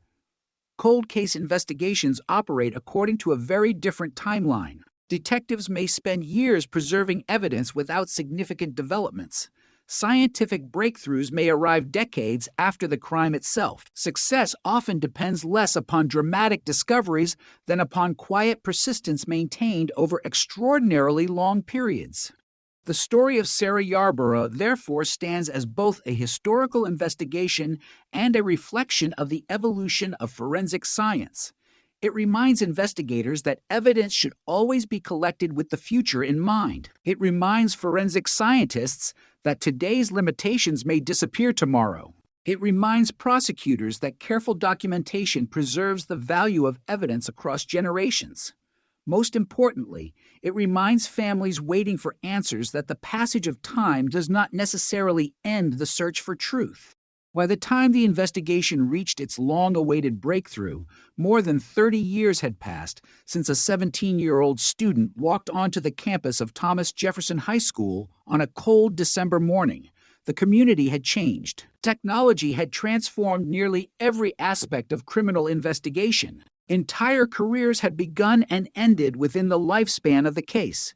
Yet the commitment to identifying the person responsible for Sarah Yarborough's death remained constant throughout every one of those changes. That unwavering determination, combined with scientific innovation and meticulous evidence preservation, ultimately transformed what had once seemed destined to remain an unsolved chapter in Washington state history into one of the most significant examples of how modern forensic science can bring answers to even the oldest and most challenging homicide investigations. The story of the Sarah Yarborough investigation is often remembered for its remarkable forensic breakthrough, but its deeper significance lies in what it revealed about the evolution of homicide investigations themselves. By the time investigators identified the suspect through forensic genetic genealogy, an entire generation of detectives had entered and left law enforcement. New investigative techniques had replaced methods once considered cutting-edge. Crime laboratories had transformed from facilities capable of producing relatively limited DNA profiles into highly specialized scientific centers able to recover and analyze genetic information from extraordinarily small biological samples. Yet despite these dramatic advances, the fundamental principles of homicide investigation remained unchanged. Preserve the evidence, document every fact, test every theory, and never allow assumptions to replace proof. One of the defining lessons from Sarah Yarborough's case concerns the importance of the initial crime scene response. Detectives and forensic technicians who arrived at Thomas Jefferson High School on the morning of December 14th, SIL, 1991, had no way of knowing that the investigation would extend across more than 3 decades. Their responsibility was to process the scene according to the highest standards available at the time. They photographed the area extensively, documented the location of physical evidence, preserved biological material, recorded environmental conditions, and established a careful chain of custody. Those routine yet disciplined actions became the foundation upon which every later scientific breakthrough depended. Cold case investigators frequently emphasize that successful resolutions often begin not with advanced technology, but with disciplined fieldwork performed during the earliest hours after a crime. If evidence is overlooked, contaminated, or improperly stored, future scientific advances may become irrelevant. In Sarah Yarborough's case, the opposite proved true.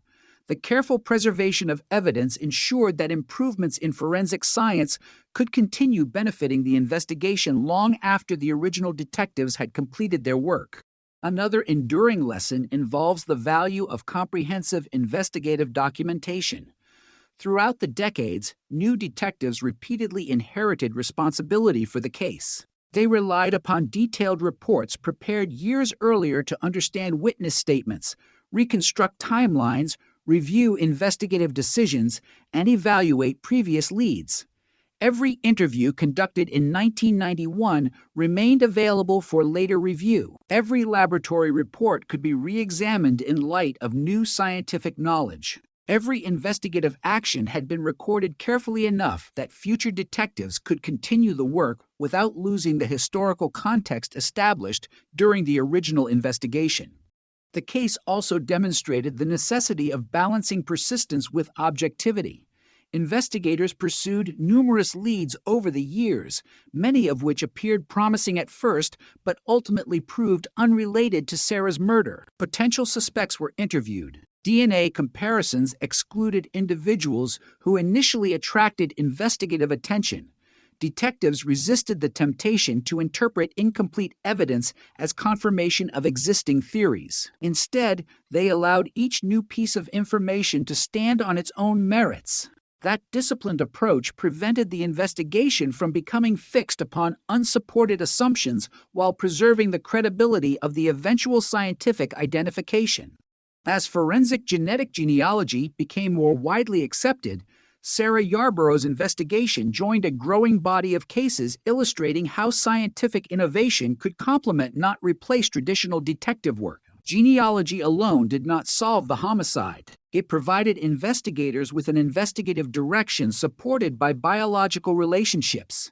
Detectives still conducted background research, reviewed historical records, evaluated timelines, and obtained a legally appropriate DNA sample for forensic comparison. Only after the crime scene DNA matched the suspect's DNA could investigators confidently conclude that the decades-old biological evidence had finally identified its source. The investigation also contributed to broader discussions within law enforcement regarding evidence retention policies. Many agencies had already begun preserving homicide evidence indefinitely, recognizing that unsolved murders possess no statute of limitations in Washington and many other jurisdictions. Sarah Yarborough's case reinforced the wisdom of those policies. Evidence collected in 1991 remained scientifically valuable more than 30 years later because it had been protected with extraordinary care. As a result, law enforcement agencies increasingly viewed evidence storage not merely as an administrative responsibility, but as an essential component of future investigative capability. For forensic scientists, the case highlighted another important principle. Scientific conclusions evolve as technology evolves. Earlier laboratory examinations were conducted according to the best available methods of their time. As analytical techniques improved, the same biological evidence yielded increasingly detailed information without altering the underlying facts. This progression illustrates that forensic science is cumulative. New technologies do not necessarily invalidate earlier work. Instead, they often build upon existing evidence to produce more precise conclusions. Public interest in the investigation also reflected changing perceptions of cold cases. During the 1990s, many members of the public viewed decades-old homicide investigations as unlikely ever to be solved. Advances in DNA analysis gradually transformed that perception. Cases once regarded as permanently unsolved increasingly returned to active investigation. Families who had lived for years without answers saw renewed reason for hope. Sarah Yarborough's investigation became one of numerous examples demonstrating that time alone does not eliminate the possibility of identifying those responsible for violent crimes.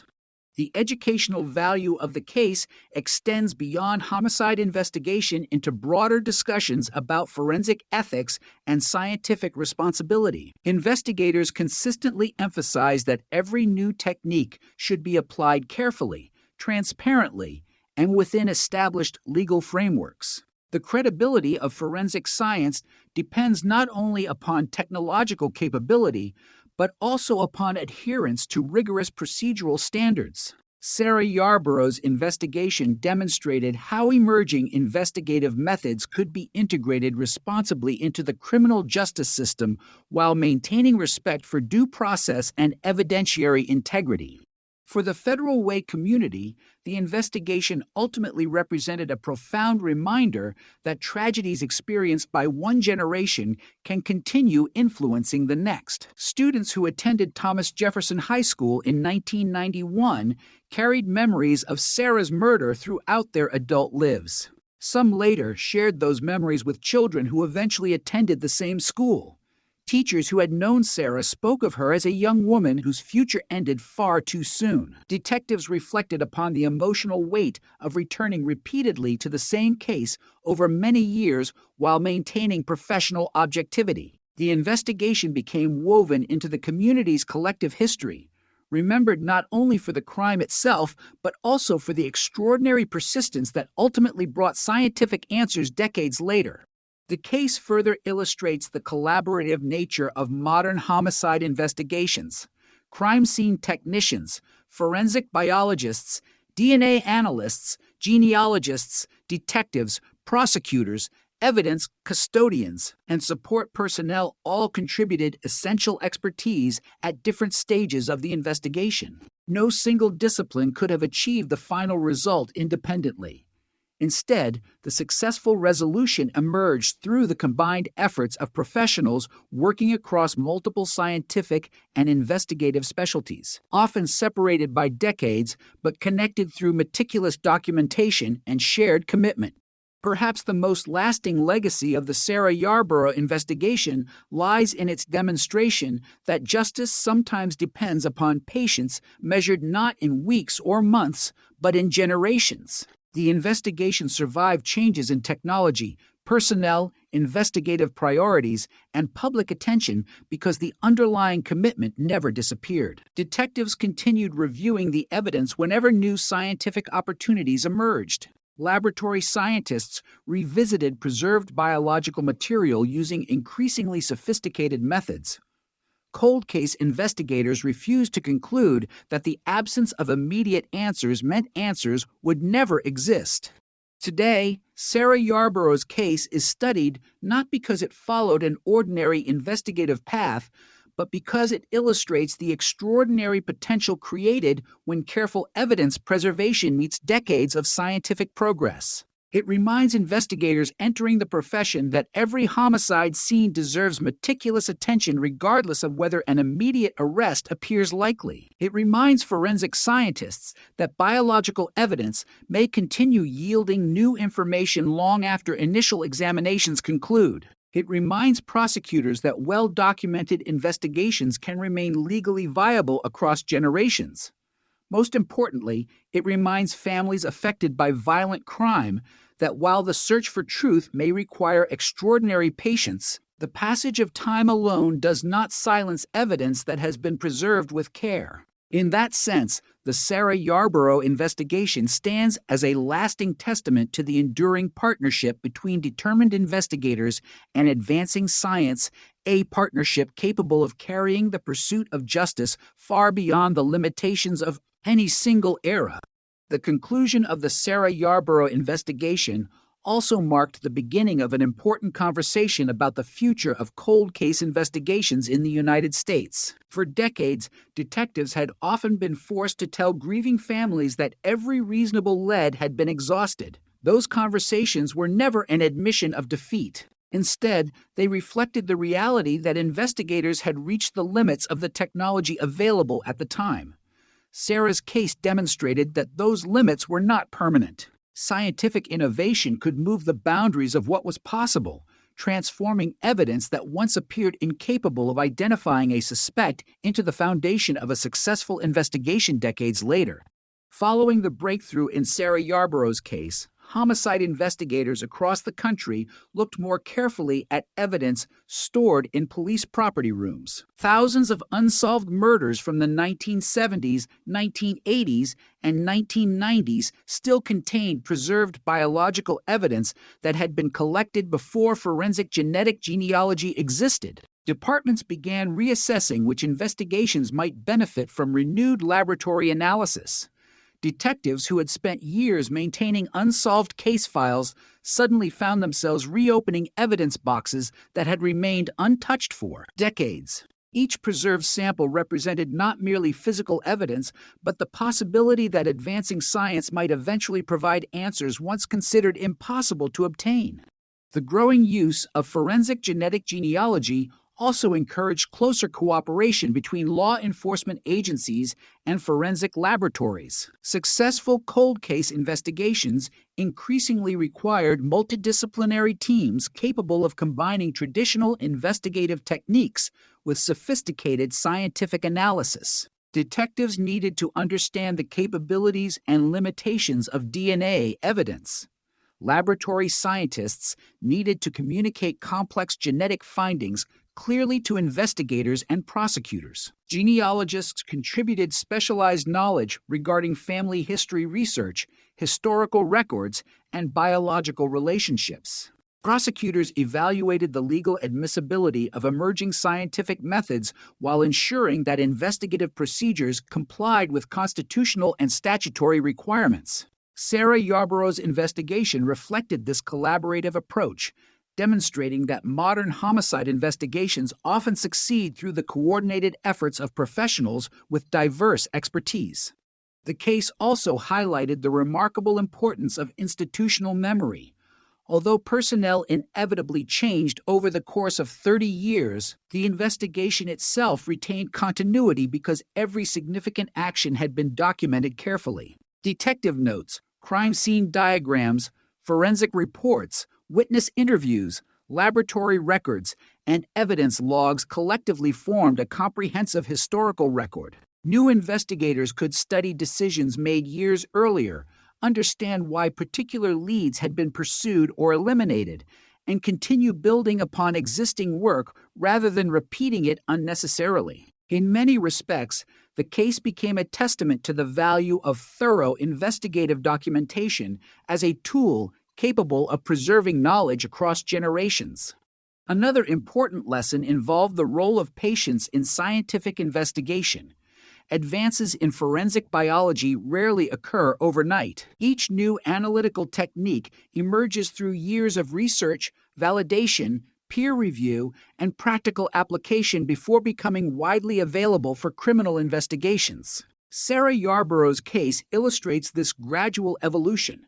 The biological evidence collected in 1991 did not suddenly become useful after 30 years. Instead, scientific capabilities steadily expanded until investigators finally possessed the necessary tools to extract information that had always existed within the preserved DNA. The evidence itself remained unchanged. Humanity's ability to interpret it improved. For many families affected by unsolved homicide, Sarah's investigation provided cautious optimism rather than unrealistic expectations. Investigators consistently emphasized that not every cold case contains preserved biological evidence suitable for advanced testing. Some crime scenes yield little or no recoverable DNA. Others involve evidence that deteriorated before modern preservation standards were established. Successful forensic genealogy also depends upon the availability of appropriate genetic matches and extensive genealogical research. Consequently, while Sarah Yarborough's case demonstrated extraordinary possibilities, detectives continued reminding families that every investigation presents unique circumstances requiring individualized evaluation. The investigation further contributed to discussions about balancing scientific innovation with legal safeguards. As forensic genetic genealogy became more common, agencies developed policies governing its responsible use. Investigators recognized that emerging technologies should enhance public confidence in the criminal justice system rather than undermine it. Careful judicial oversight, transparent investigative procedures, and respect for constitutional protections remained essential components of every investigation. Sarah Yarborough's case became one example of how new scientific methods could be integrated into established legal frameworks while maintaining evidentiary reliability and procedural fairness. Forensic educators and homicide investigators also began using the case to reinforce practical lessons for new detectives entering the profession. Crime scene preservation received renewed emphasis. Investigators were reminded that evidence incapable of answering today's questions might prove decisive tomorrow. Thorough documentation became recognized not merely as administrative paperwork, but as an investment in the future of the investigation. Cold case detectives frequently observed that the success of their work often depends upon decisions made by patrol officers, crime scene technicians, and detectives during the earliest hours after a homicide occurs. Sarah Yarborough's investigation also underscored the emotional resilience required of homicide investigators. Cold cases demand persistence despite repeated disappointment. Detectives may spend years pursuing leads that ultimately prove unrelated to the crime.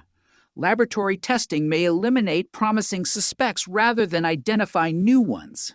Public attention inevitably shifts toward more recent tragedies, yet investigators continue working quietly behind the scenes, motivated less by recognition than by professional commitment to victims and their families. The resolution of Sarah's case reflected that perseverance, demonstrating that meaningful investigative progress sometimes occurs long after public interest has faded. The broader forensic community viewed the investigation as confirmation of an important scientific principle. Preserved biological evidence retains potential value as long as its integrity remains protected. Every advancement in DNA sequencing, analytical chemistry, digital record management, and genealogical research increases the opportunities available to investigators reviewing historical evidence. Consequently, agencies responsible for unsolved homicides increasingly invested in evidence preservation, laboratory partnerships, and cold case review programs designed to ensure that future scientific developments could be applied whenever appropriate. Within Federal Way, the passage of more than 3 decades had transformed nearly every aspect of the community except the memory of Sarah Yarborough's murder. Buildings had changed. Roads had expanded. Students who once walked the halls of Thomas Jefferson High School had become parents and grandparents. Yet Sarah remained permanently associated with the winter morning when violence interrupted the ordinary rhythm of school life. The eventual identification of the suspect did not erase those memories, but it provided historical clarity regarding a crime that had remained unresolved for much of the community's modern history. Perhaps the most enduring message emerging from the investigation is that justice and scientific progress are often interconnected. Investigators in 1991 fulfilled their responsibility by collecting and preserving evidence according to the best standards then available. Scientists spent decades improving forensic methodologies through research and technological innovation. Genealogists developed increasingly sophisticated techniques for reconstructing family relationships across generations. Prosecutors adapted legal frameworks to accommodate emerging scientific evidence while protecting fundamental procedural safeguards. None of these efforts occurred in isolation. Together, they created the conditions necessary for the investigation to reach a conclusion that would have been impossible when Sarah Yarborough was murdered. The case therefore occupies an important place in the continuing evolution of homicide investigation. It demonstrates that cold cases should never be measured solely by the number of years that have passed since the crime occurred. Instead, they should be viewed as investigations whose potential changes alongside advances in science, technology, and investigative practice. Sarah Yarborough's murder remained unsolved for more than 3 decades, not because investigators abandoned the search, but because the scientific tools required to identify the offender had not yet matured. Once those tools became available, decades of meticulous evidence preservation and disciplined detective work allowed investigators to transform an anonymous DNA profile into an identified individual. Today, the Sarah Yarborough investigation serves as a reminder that every carefully preserved piece of evidence carries a future that investigators cannot yet fully imagine. The technologies available tomorrow may answer questions that remain beyond today's reach. For detectives working current homicide investigations, that lesson has become one of the case's most valuable legacies. Every crime scene deserves meticulous attention. Every biological sample deserves careful preservation. Every investigative decision deserves thorough documentation. The pursuit of justice does not end when immediate leads disappear. Sometimes, as Sarah Yarborough's case demonstrated so powerfully, it simply waits for science to catch up with the truth. The Sarah Yarborough investigation ultimately became one of the clearest demonstrations that the history of a homicide investigation does not end when public attention fades. In many cases, the most important work begins after the cameras disappear, when detectives return to their offices carrying boxes of evidence instead of headlines. Cold cases demand a different kind of determination than active investigations. They require investigators to accept that meaningful progress may come slowly, that promising leads may repeatedly dissolve under closer examination, and that scientific advances often arrive years after the evidence has first been collected. Sarah's case embodied all of those realities, becoming a powerful example of how persistence and evolving forensic science can intersect across generations. For homicide investigators, one of the most striking aspects of the case was the consistency with which the evidence retained its value. Biological material collected at the crime scene remained scientifically significant because it had been handled according to rigorous forensic standards from the outset. The chain of custody remained intact. Storage procedures protected the integrity of the samples. Laboratory documentation preserved the history of every examination conducted over the decades. Those seemingly routine administrative practices ultimately became indispensable. Without them, the later scientific breakthroughs would have carried far less evidentiary weight. The investigation also highlighted how dramatically the role of forensic laboratories has changed over the past several decades. In the early 1990s, laboratories primarily focused on generating DNA profiles and comparing them with available reference samples. By the time Sarah Yarborough's case reached its modern investigative phase, forensic scientists possessed far more sophisticated analytical capabilities. High-resolution DNA sequencing, improved extraction techniques, and forensic genetic genealogy allowed investigators to pursue entirely new investigative strategies while relying upon the same biological evidence collected many years earlier. The case therefore illustrates not only the advancement of science, but also the importance of preserving evidence in anticipation of future technological developments that cannot yet be predicted. Another enduring lesson involves the importance of reviewing cold cases with fresh perspectives. Detectives assigned to long unsolved investigations often approach historical evidence differently from those who conducted the original inquiry. This does not imply that earlier investigators made mistakes. Rather, each generation benefits from new scientific knowledge, additional investigative experience, and the ability to evaluate historical records without the immediate pressures present during the initial response. Sarah Yarborough's investigation demonstrates how periodic case reviews can uncover opportunities that were simply unavailable at the time the crime occurred. Cold case work also emphasizes collaboration in ways that many other investigations do not. Sarah's case brought together detectives, forensic biologists, DNA analysts, genealogists, prosecutors, evidence custodians, and investigative supervisors over a period exceeding 30 years. Each professional contributed specialized expertise at different stages of the investigation. Crime scene technicians preserved physical evidence. Laboratory scientists refined genetic analysis as technology advanced. Genealogists reconstructed complex family relationships. Detectives integrated scientific findings with historical investigative records. Prosecutors evaluated the legal admissibility of evolving forensic methods. The successful resolution emerged through this collective effort rather than the actions of any single individual.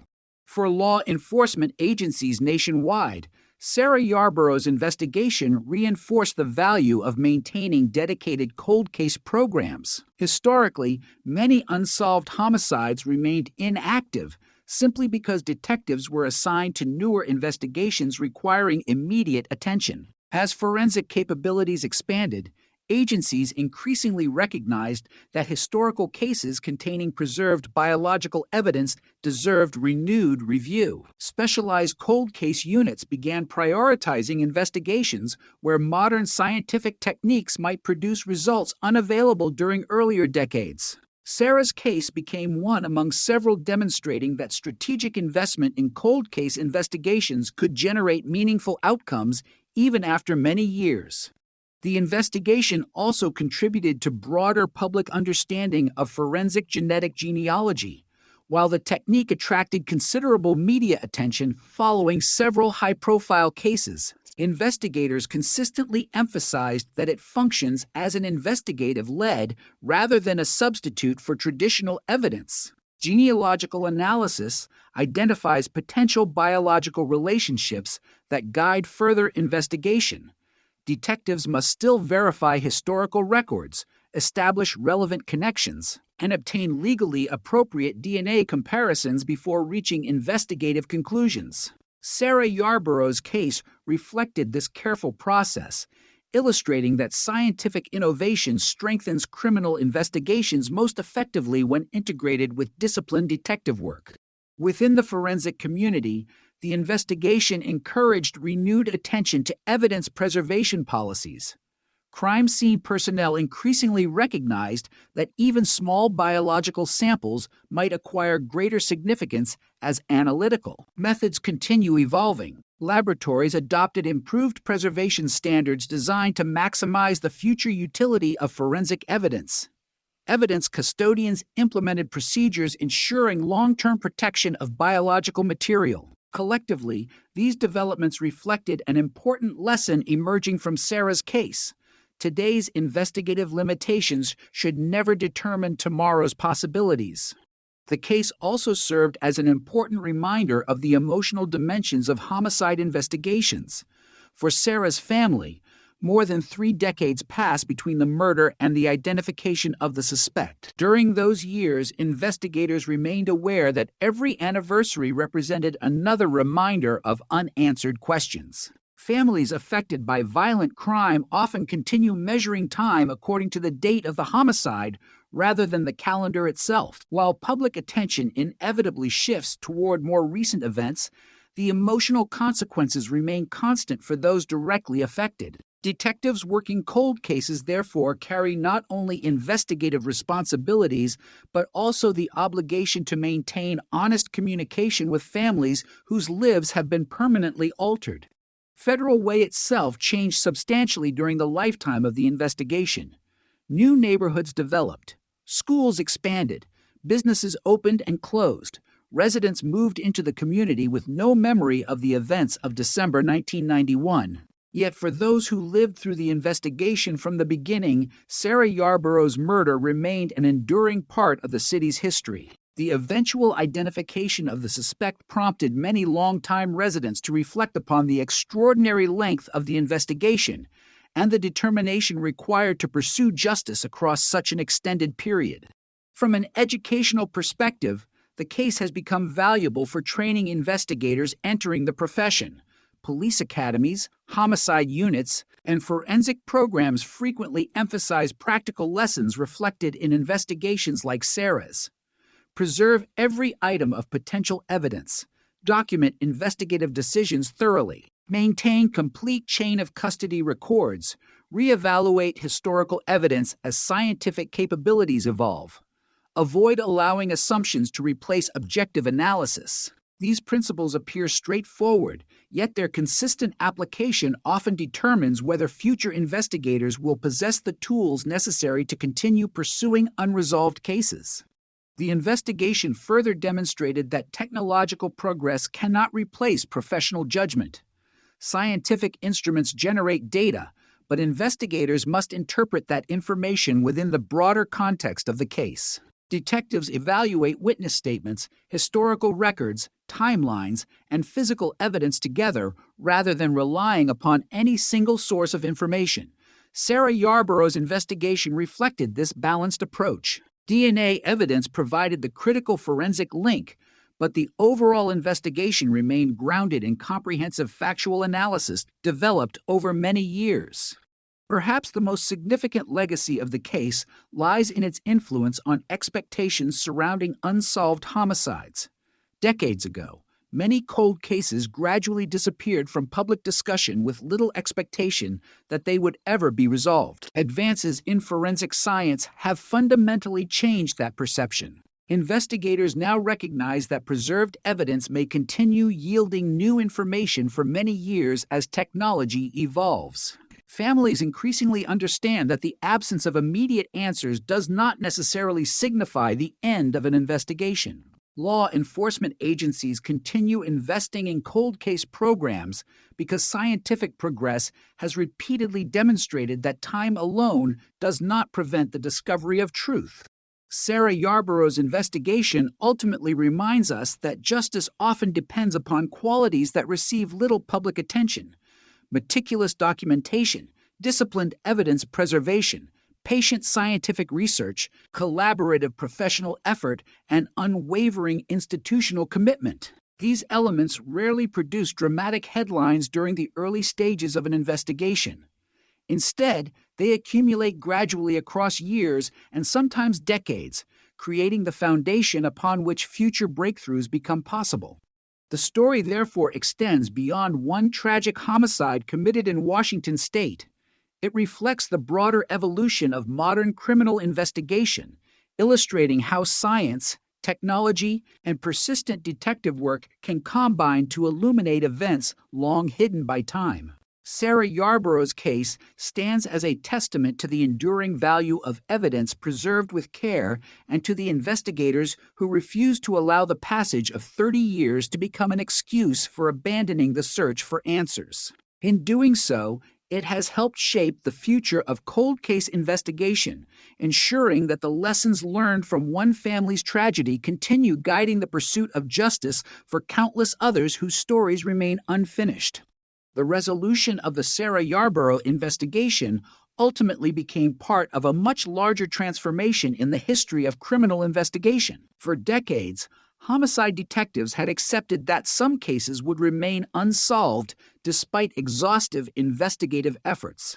Missing witnesses, deteriorating memories, limited forensic capabilities, and the simple passage of time often combine to place certain investigations beyond the reach of available technology. Sarah's case demonstrated that this assumption deserved reconsideration. Rather than viewing cold cases as investigations frozen in time, law enforcement agencies increasingly began seeing them as investigations waiting for science to advance. This shift in perspective influenced police departments throughout the United States.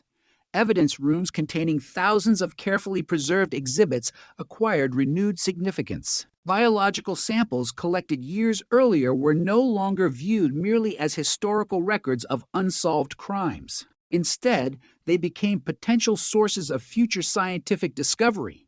Detectives who specialized in cold case investigations worked closely with forensic laboratories to identify cases most likely to benefit from emerging DNA technologies. Sarah Yarborough's investigation stood among the examples illustrating how methodical evidence preservation could eventually produce investigative opportunities unimaginable when the crime first occurred. The importance of evidence preservation cannot be overstated. During the initial response to Sarah's murder in December 1991, crime scene investigators followed established forensic procedures by carefully documenting the scene, collecting biological material, packaging evidence according to accepted standards, and maintaining detailed records of every item recovered. None of those investigators knew that the evidence would remain under examination for more than 30 years.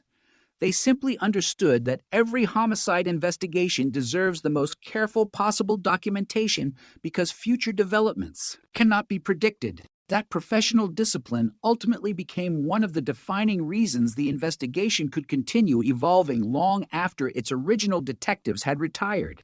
The case also reinforced another essential investigative principle. Technology enhances good police work but cannot replace it. Popular portrayals of forensic science often create the impression that advanced laboratory techniques instantly solve crimes.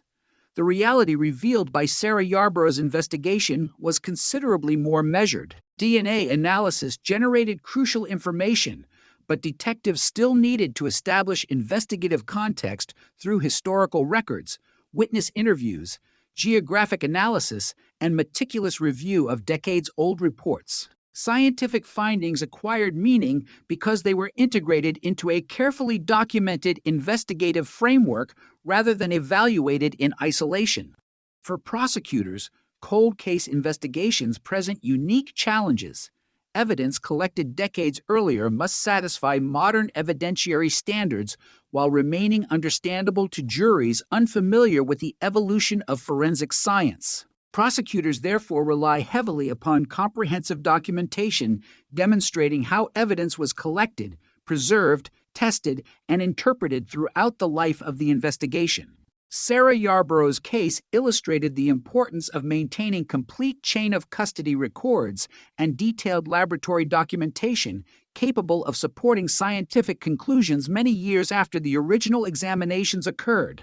The investigation likewise demonstrated the growing significance of interdisciplinary cooperation within modern criminal justice. Detectives, forensic biologists, DNA analysts, genealogists, prosecutors, digital archivists, and evidence technicians each contributed specialized expertise.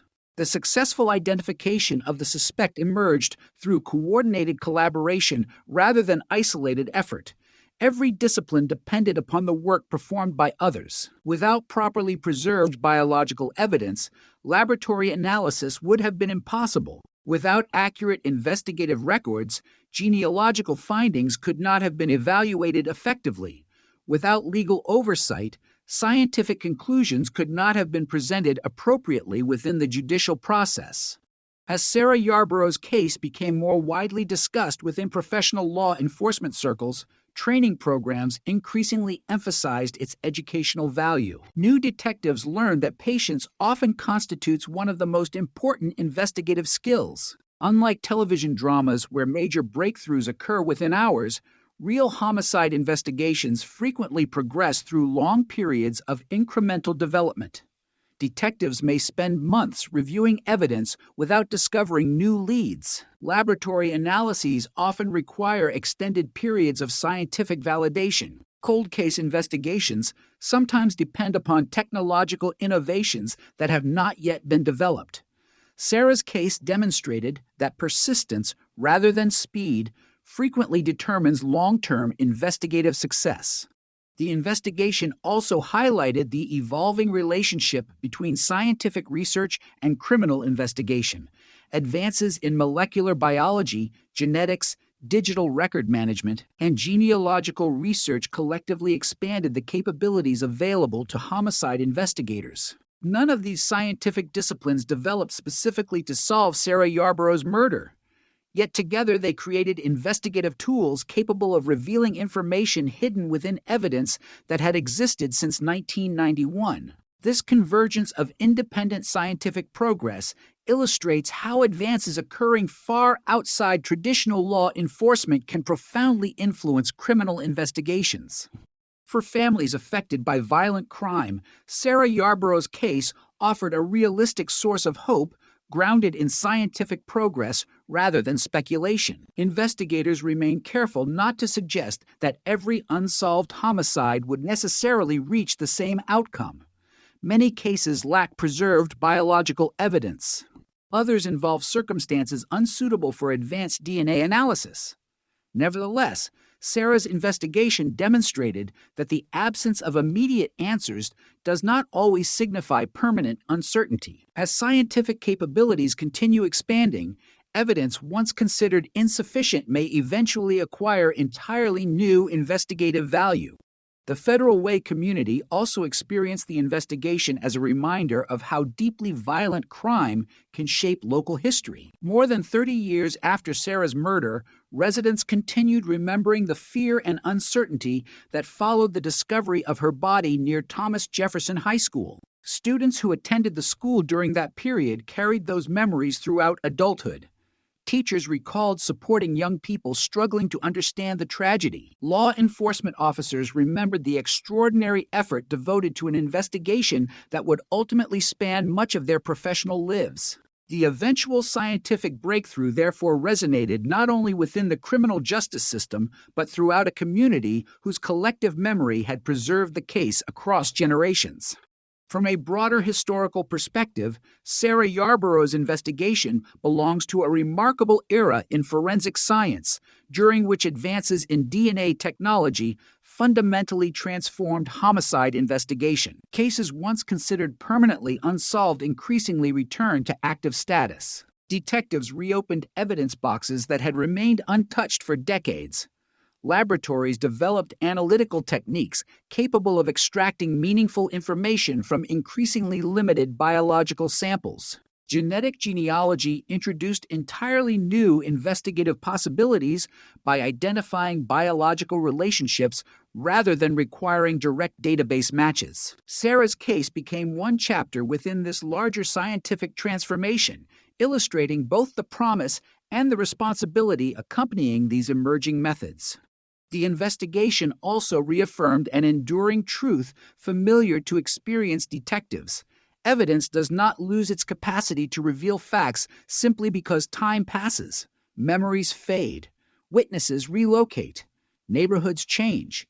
Investigators retire. Yet properly preserved physical evidence retains remarkable stability. Biological material collected with care can continue speaking decades later, provided investigators possess the scientific tools necessary to interpret it. Sarah Yarborough's case stands as compelling proof of that principle, demonstrating how evidence preserved in 1991 remained capable of identifying its source more than 30 years later.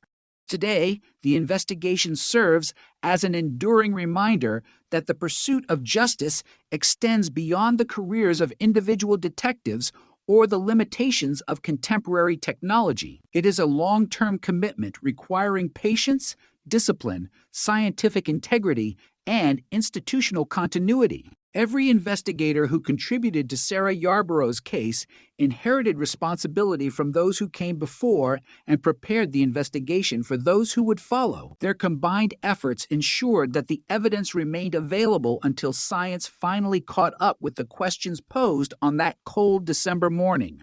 Sarah Yarborough was 17 years old when her life was taken outside her high school in Federal Way, Washington.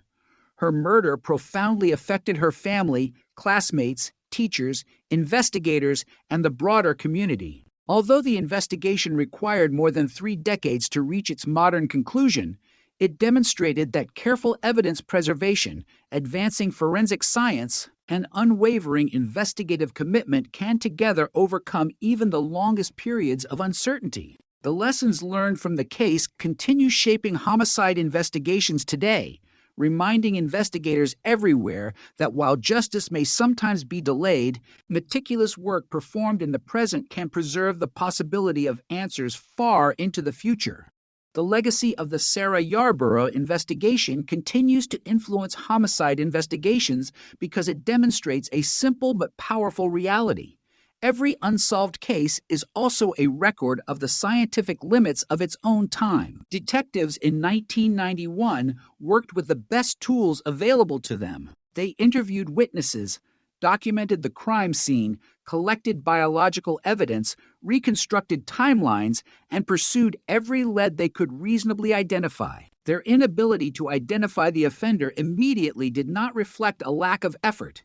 Instead, it reflected the technological boundaries that existed at the beginning of the 1990s. As those boundaries expanded over the following decades, the investigation expanded with them, eventually reaching a point where questions that had remained unanswered for years could finally be examined through entirely new scientific methods. One of the most significant lessons emerging from Sarah Yarborough's case is the importance of preserving investigative flexibility.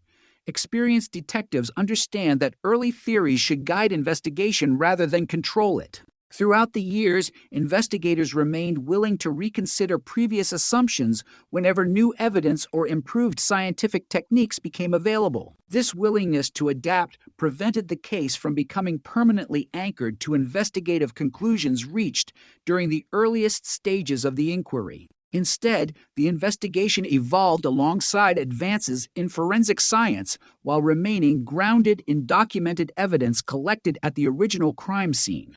The case also illustrates the extraordinary value of comprehensive record-keeping. Modern homicide investigations generate enormous quantities of information: witness interviews, crime scene photographs, laboratory reports, investigative notes, evidence inventories, search warrants, forensic analyses, and countless administrative records. During an active investigation, this documentation helps detectives coordinate their work. In a cold case spanning multiple decades, those same records become something even more valuable. They preserve institutional memory. Detectives who inherit the investigation years later can understand precisely what earlier investigators observed, tested, and concluded without relying upon fading recollections. Sarah Yarborough's case demonstrates how detailed documentation enables continuity across generations of investigators. For forensic laboratories, the investigation reinforced another critical principle. Biological evidence should be preserved with future scientific developments in mind. Laboratory scientists cannot predict exactly how DNA technology will evolve over the coming decades, but they know that analytical methods continue improving at a remarkable pace. Evidence considered unsuitable for advanced testing today may become highly informative tomorrow. Consequently, laboratories increasingly emphasize careful preservation, accurate documentation, and responsible storage practices designed to maximize the long-term value of every biological sample associated with unsolved violent crimes. The investigation further highlighted the expanding role of forensic genealogy within criminal investigations. Rather than replacing established forensic methods, genealogy introduced an additional investigative pathway capable of generating leads when traditional DNA database comparisons produced no results. The process required specialized expertise, careful historical research, and extensive verification before investigators could identify a potential suspect. Sarah Yarborough's case demonstrated how genealogy functions most effectively when integrated with conventional detective work, laboratory analysis, and comprehensive investigative review. The technology expanded investigative possibilities while preserving the fundamental principles of evidence-based policing. Law enforcement agencies throughout the United States closely followed investigations like Sarah's because they illustrated practical strategies for managing aging homicide cases. Departments increasingly established multidisciplinary cold case review teams composed of detectives, forensic scientists, prosecutors, and evidence specialists. Together, these teams systematically evaluated unsolved investigations containing preserved biological evidence. Cases were prioritized according to evidentiary quality, technological feasibility, and investigative potential. Sarah Yarborough's investigation contributed to the growing recognition that